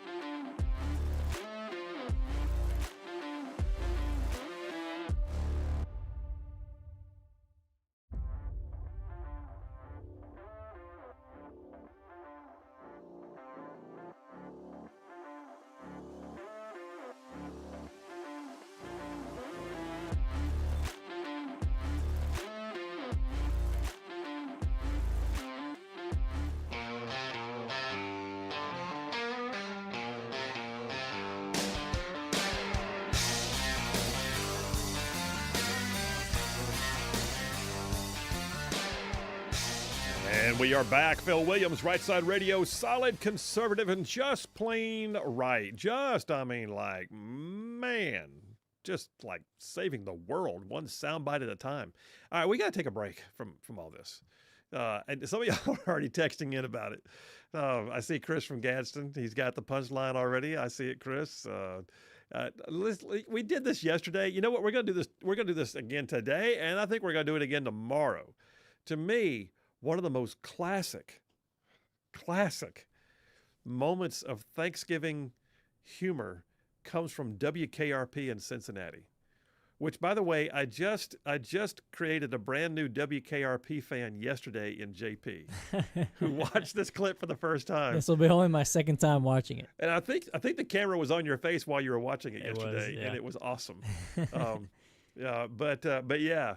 So if you remember, I'll set the stage for you. You got so WKRP, the great sitcom, the radio station with characters like Johnny Fever and Mr. Carlson and Venus Flytrap, and they're all they're all a small radio station. And Mr. Carlson gets this great idea. He's going to do a promo. He's going to build up the radio station. He promises that there will be an opportunity for people if they will show up at a shopping mall, that he's got free stuff. And so the crowds gather. And Les Nessman, the intrepid reporter for news on WKRP in Cincinnati, is there to report live. Play it, man. Now, it's a helicopter. And it's coming this way. A helicopter. It's flying something behind it. I can't quite make it out. It's a large banner. And it says, Happy Thanksgiving. From W. K. R. P. What a sight, ladies and gentlemen. What a sight. The copter seems to be circling the parking area now. I guess it's looking for a place to land. No, something just came out of the back of the helicopter. It's a dark object. Perhaps a skydiver plummeting to the earth from only 2,000 feet into the air. Second to the third. There's no parachutes yet. Can't be skydivers. I can't tell just yet what they are, but... Oh, my God, they're turkeys! Johnny, can you get this? Oh, they're crashing to the earth right in front of our eyes! One just went through the windshield of a parked car! This is terrible. The cars running around, pushing each other. Oh, my goodness! Oh, the humanity! The humanity. They're running about. The turkeys are hitting the ground like sacks of wet cement. I don't know how much longer the crowd is running for their lives. I think I'm going to step inside. I can't stay out here and watch this any longer. No, I can't go in there. Children are searching for their mothers, and not since the Hindenburg tragedy has there been anything like this. I don't know how much longer I can hold my position here, Johnny. The crowd. Les, are you there? Les isn't there. Thanks for that on-the-spot report, Les. For those of you who just tuned in, the Pinedale Shopping Mall has just been bombed with live turkeys. Film at 11. Hang on, there's more. As God is my witness, I thought turkeys could fly. That is so classic. That's great. Admit it, you want to go to YouTube now and watch some episodes of WKRP in Cincinnati. It does look very funny. It's a hoot, man. It's Johnny Fever spinning the hits in Venus Flytrap. But anyway, oh God, that is hilarious. That Mr. Carlson coming in with that sad sack face and feathers. Hair's a mess. There's feathers all over him. Yeah. Yep. All right. I hope that was a hoot for some of y'all. Joe from Athens checked in. He says, "How funny! I was just telling a customer about this episode earlier today." Joe, we got you covered, man. Chris from Gadsden saying, "As God is my witness, I thought turkeys could fly." Josh from Hayden says, "I wore out my radio listening to Rightside Radio. I'm thankful I got a new one. Happy Thanksgiving, Phil." Thank you, Josh. Appreciate you, man. Listen, we're going to switch gears. When we get back, I've got some stuff. We're going to take an entirely different tack. I spent the entire show right now talking about Mexico and the awful neighbor they are. They are the most awful neighbor They are. It's like, have you ever lived in an apartment and the people next to you were always loud and it comes through the walls, and they were completely insensitive, and they did not care, and it didn't matter whether you asked them politely to please stop, and next thing you know, they're actually walking in your door and getting stuff out of your refrigerator, and pretty soon they're hanging out on your balcony smoking cigarettes that comes through your window. That's the Mexican border. That's our neighbor to the south, except that it's causing people to lose their lives. Got to get it fixed. Coming up next, we're going to switch gears. The lawfare armistice. Are we seeing lawfare come to an end? I don't know. We'll talk about it. Be right back.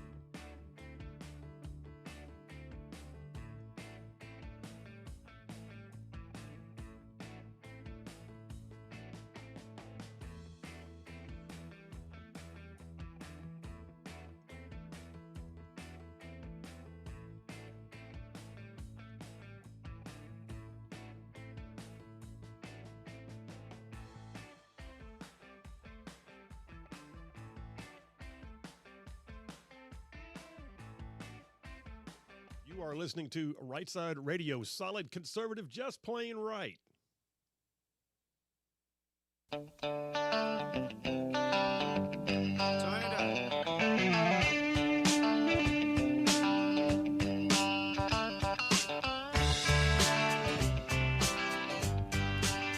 And we are back. Phil Williams, Rightside Radio, solid conservative and just plain right. Covering down on some major ground across the northern half of the most beautiful state in the nation. This one, Alabama, y'all. Alabama, I am saying it and I mean it.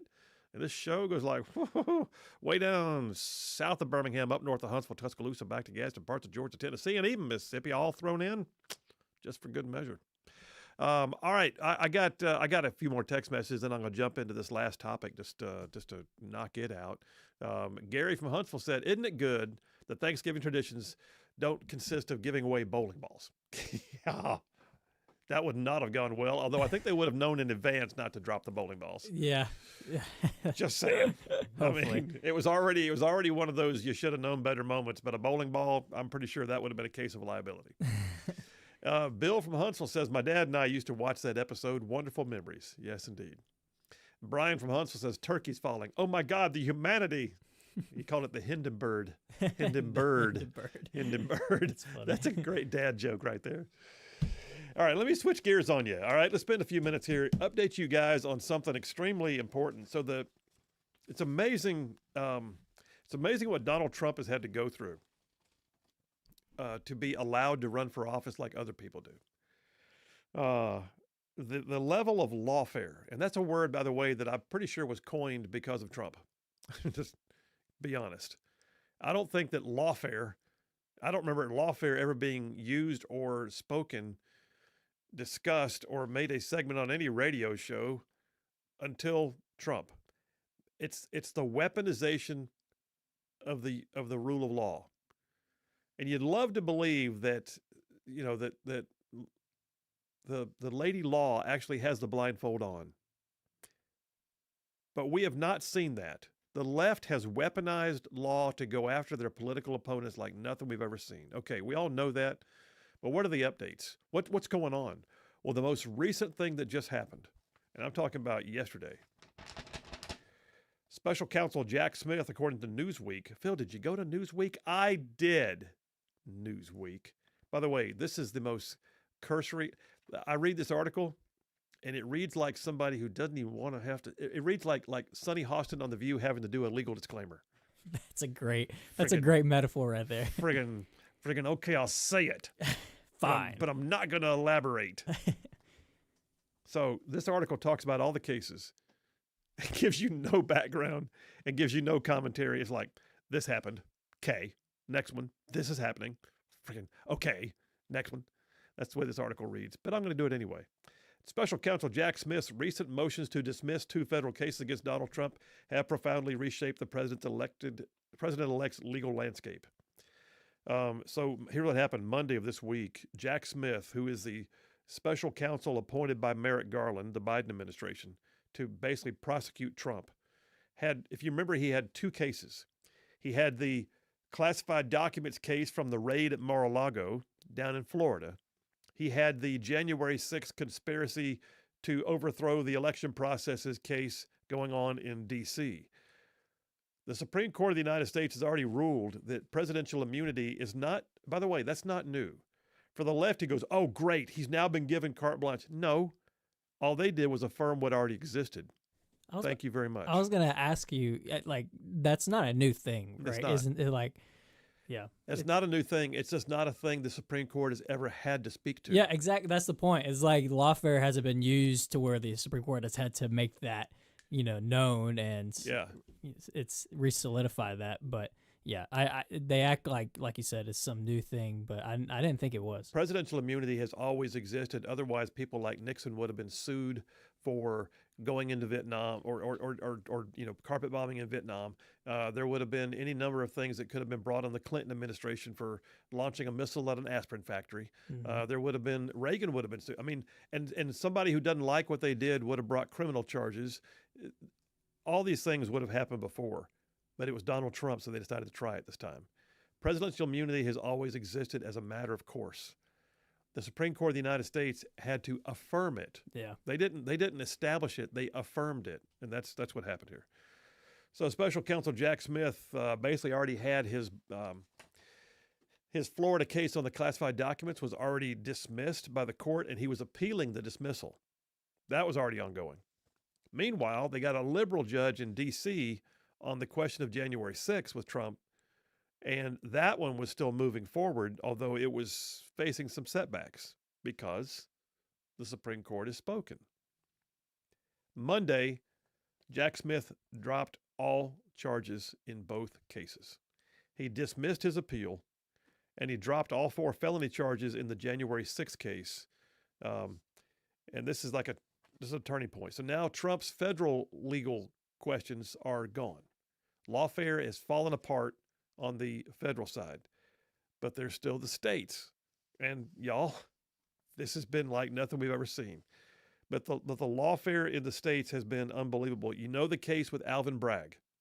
Alvin Bragg, the Soros-funded DA of New York, the one who's right now trying to try Daniel Penny for keeping people from being murdered on a subway car. That same Alvin Bragg, who almost put a bodega owner on trial for defending himself from a drug-addled guy in his bodega, an old man, by the way. That same guy is the one who tried Donald Trump on charges that had never been used before, tying a state misdemeanor to allegedly tie it to a federal crime. The whole thing was such an appealable mess. Trump was convicted of 34 felony counts. I'm not even reading the article because it's such tripe, but I'm just giving you the summary. Trump was convicted on so-called 34 felony counts. What were they? There were 34 checks that were written. He made each one a separate felony. He didn't make it a felony for having written checks. He made each check a felony. Well, he's got 34 felony counts. Now he's got 34 checks, and the whole freaking thing's appealable. He's not a convicted felon until sentencing occurs. That's the way the court system works. You are not truly a convicted felon until sentencing occurs. The whole thing is on appeal. It's going to be on appeal. But right now, interesting dynamic. Judge Juan Merchan has indefinitely postponed the sentencing and has granted Trump's legal team until next week to file a motion to dismiss. For the judge to suggest that a motion to dismiss may be warranted, it's almost like wink, wink, nod, nod, stomp your foot. I see where this is going, but I need a piece of paper in front of me so I can rule. I have occasionally in time, I have had judges intone that there were certain things. I'll never forget. I was in federal court. I'm an attorney. I was in federal court on a case. Someone had sued a housing authority. I was defending the housing authority. The judge looked at us he called us into chambers, and he looked at the other attorney. He said, and I know the plaintiff's lawyer thought he had it going on, and all of a sudden he said, the judge goes, I won't say who it was, but this old wizened judge, federal court, says, Mr. Plaintiff's lawyer, I assume you understand that you may have sued the wrong people. And immediately you could see his face just fell. And I'm sitting there going, wait, what just happened? And the judge goes, Mr. Defense Lawyer, that's me, I assume that you will file a brief for me, citing the case of so-and-so versus so-and-so, which I assume that I will find compelling. Yes, sir, I will. And I'm taking notes. And then he looks at both of us and he goes, unless, of course, the two of you would like to go out in the hallway and discuss this recent turn of events with the pending motion. Yes, sir. So we went out in the case and settled the case in the hallway. That's funny. By the way, you do a good Kay Ivey / Southern accent. You know, Dale would try to do that all the time, and it was not good. So yours is pretty spot on. Well, it was not a female judge, so, I didn't do him any justice. I put it in the same genre. Yeah, okay, fine. How much time I got? I got a call coming. I'll take it just 1 minute. So anyway, the bottom line is Judge Merchan has suddenly said, Trump administration or Trump team, you can file a motion to dismiss. We don't know what he's going to do with it. It's interesting he called for it. Then there's the other one in state court in New York. Letitia James, the Attorney General for the state of New York, who ran on Get Trump, who then had Judge Arthur Engeron, what a joke that trial was, And they have decided to devalue Trump's properties and claim that he overinflated the values to get loans, all of which, by the way, were approved by the banks and all of which were repaid with interest. That's okay. Nobody was harmed, but apparently they want to find a reason to sue. And oh, by the way, they did. Trump is facing $250 million in fines from that case. It's on appeal. Will it go away? We don't know yet. But Letitia James has said that she intends to fight to tooth and nail. And then you got E. Jean Carroll, the lady who showed up out of nowhere, claiming that in the 1990s that Trump had sexually assaulted her. Those who say he's been accused of rape, you can say accused, he was never convicted of rape.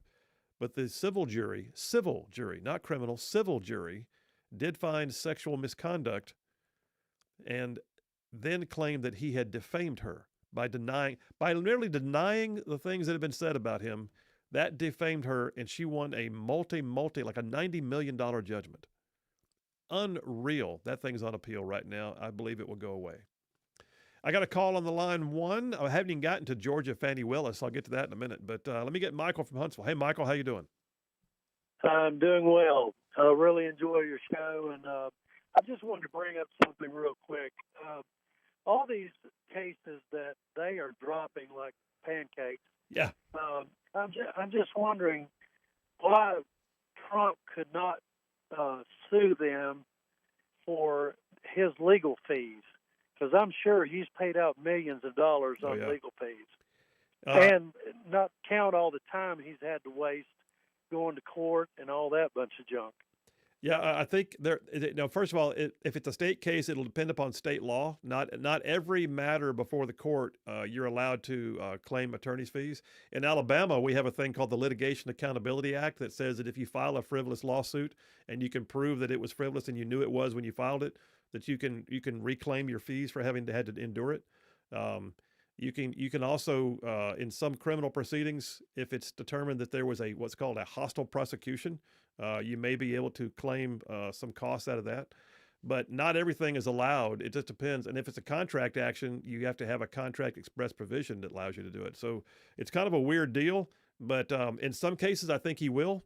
In some cases, I think he's going to be glad just to be done with it and walk away and get it out of his life. Well, I'm sure of that too, but it just seems like it's so unfair. Everybody knows that every one of them was bogus to start with. Oh yeah. And I think the way he might be able to get some fees out of this, if he can find the smoking gun that says they were talking to each other and planning this as a part of an overall plan, then guess what? He's getting some money out of that. Just saying. Yeah. Well, right. Thank you for. Thanks, Michael. Appreciate you. Happy Thanksgiving. Yeah, I love your program. Thank you, buddy. Appreciate it. Real quick, I'll close this out. There's the election interference cases from Georgia. I saved the best for last. Fannie Willis.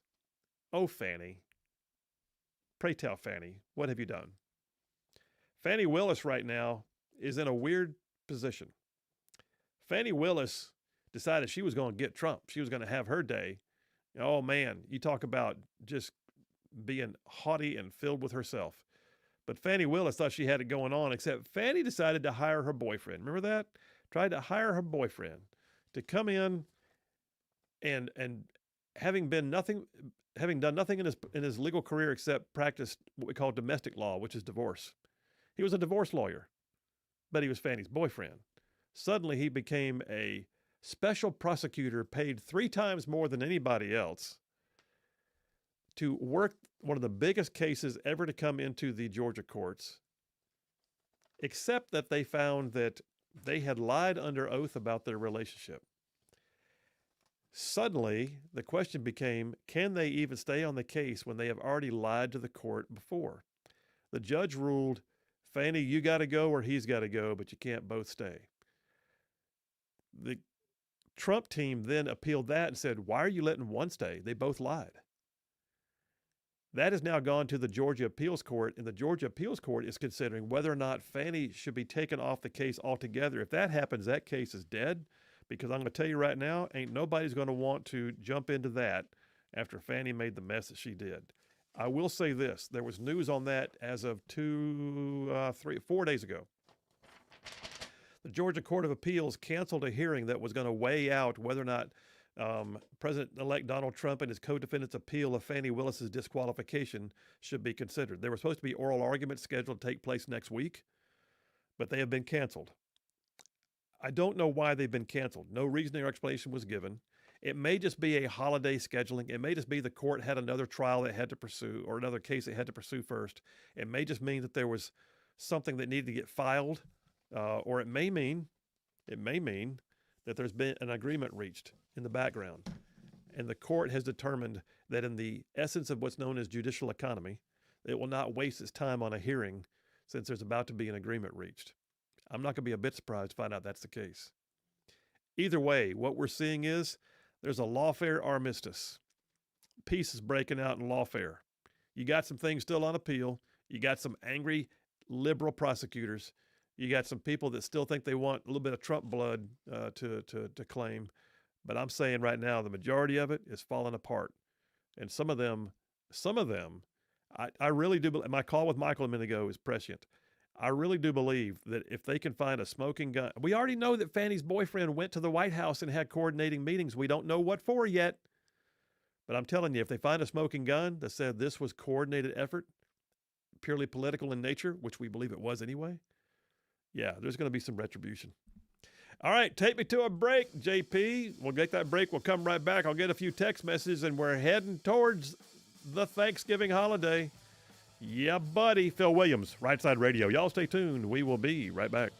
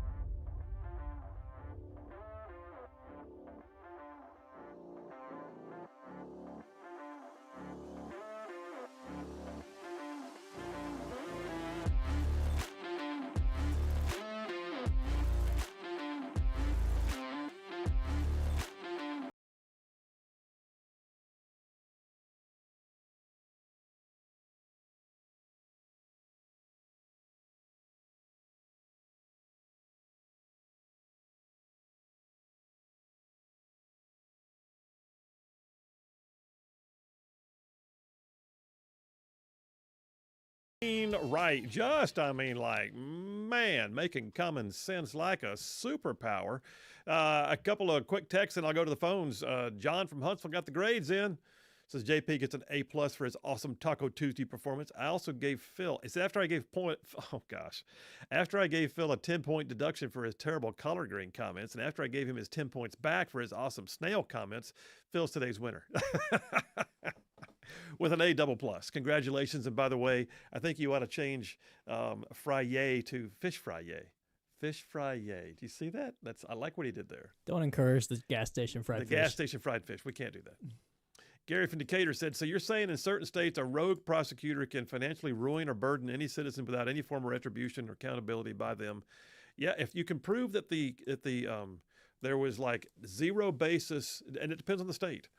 It's going to be state law. If it's a state prosecutor, state law will govern whether or not you have a right to claim your costs and fees for a rogue prosecution. But you have to prove it's rogue. If they didn't meet the burden and you're found and you're acquitted, then most times you take the win. But if you can prove that there was literally malice involved, then certainly you may have an opportunity. And then lastly, Jack Smith directs $50 million. Ongoing after Trump got, Dave Madison talking about how much it costs for Jack Smith to do his work. Absolutely. Oh, let me go to the phones. Jeff from Indiana. Jeffro, how you doing, buddy? I'm full as a tick after eating all them delicious ribs. Did you eat that entire rack of ribs, man? What'd you have, a half rack or a whole rack? What was that? I had a whole rack, but I only ate about half of it. Man. Listen, that. It was good. You sent that picture. Like most of the time, you send us pictures of pickled eggs and fried fish, and this time it was a winner of a picture. I had to make you hungry. Yeah, well, you worked. Hey, I got about 20 seconds left here. I got to ask you: did you hear the WKRP in Cincinnati turkey drop we did a while ago? Oh, I love that. I've watched that every year. That's the best, isn't it? Oh yeah. Hey, on Fannie Willis. Yeah, let's be quick. She perjured herself and everything. Yeah. Who prosecutes the prosecutor? Well, that's just it. There's the question about whether she's going to be disbarred. I mean, that's a thing. Yeah, but who prosecutes her for lying under oath? Other prosecutors do. That's who. They'll assign a prosecutor. She'll be. I mean, if she goes to jail, she goes to jail. But I don't think it's going to happen. Brother, I hate it, but the music's already playing, man. You have a good night. Have a good one, Phil. See you, buddy. That was a quick call. Darn, my fault partly.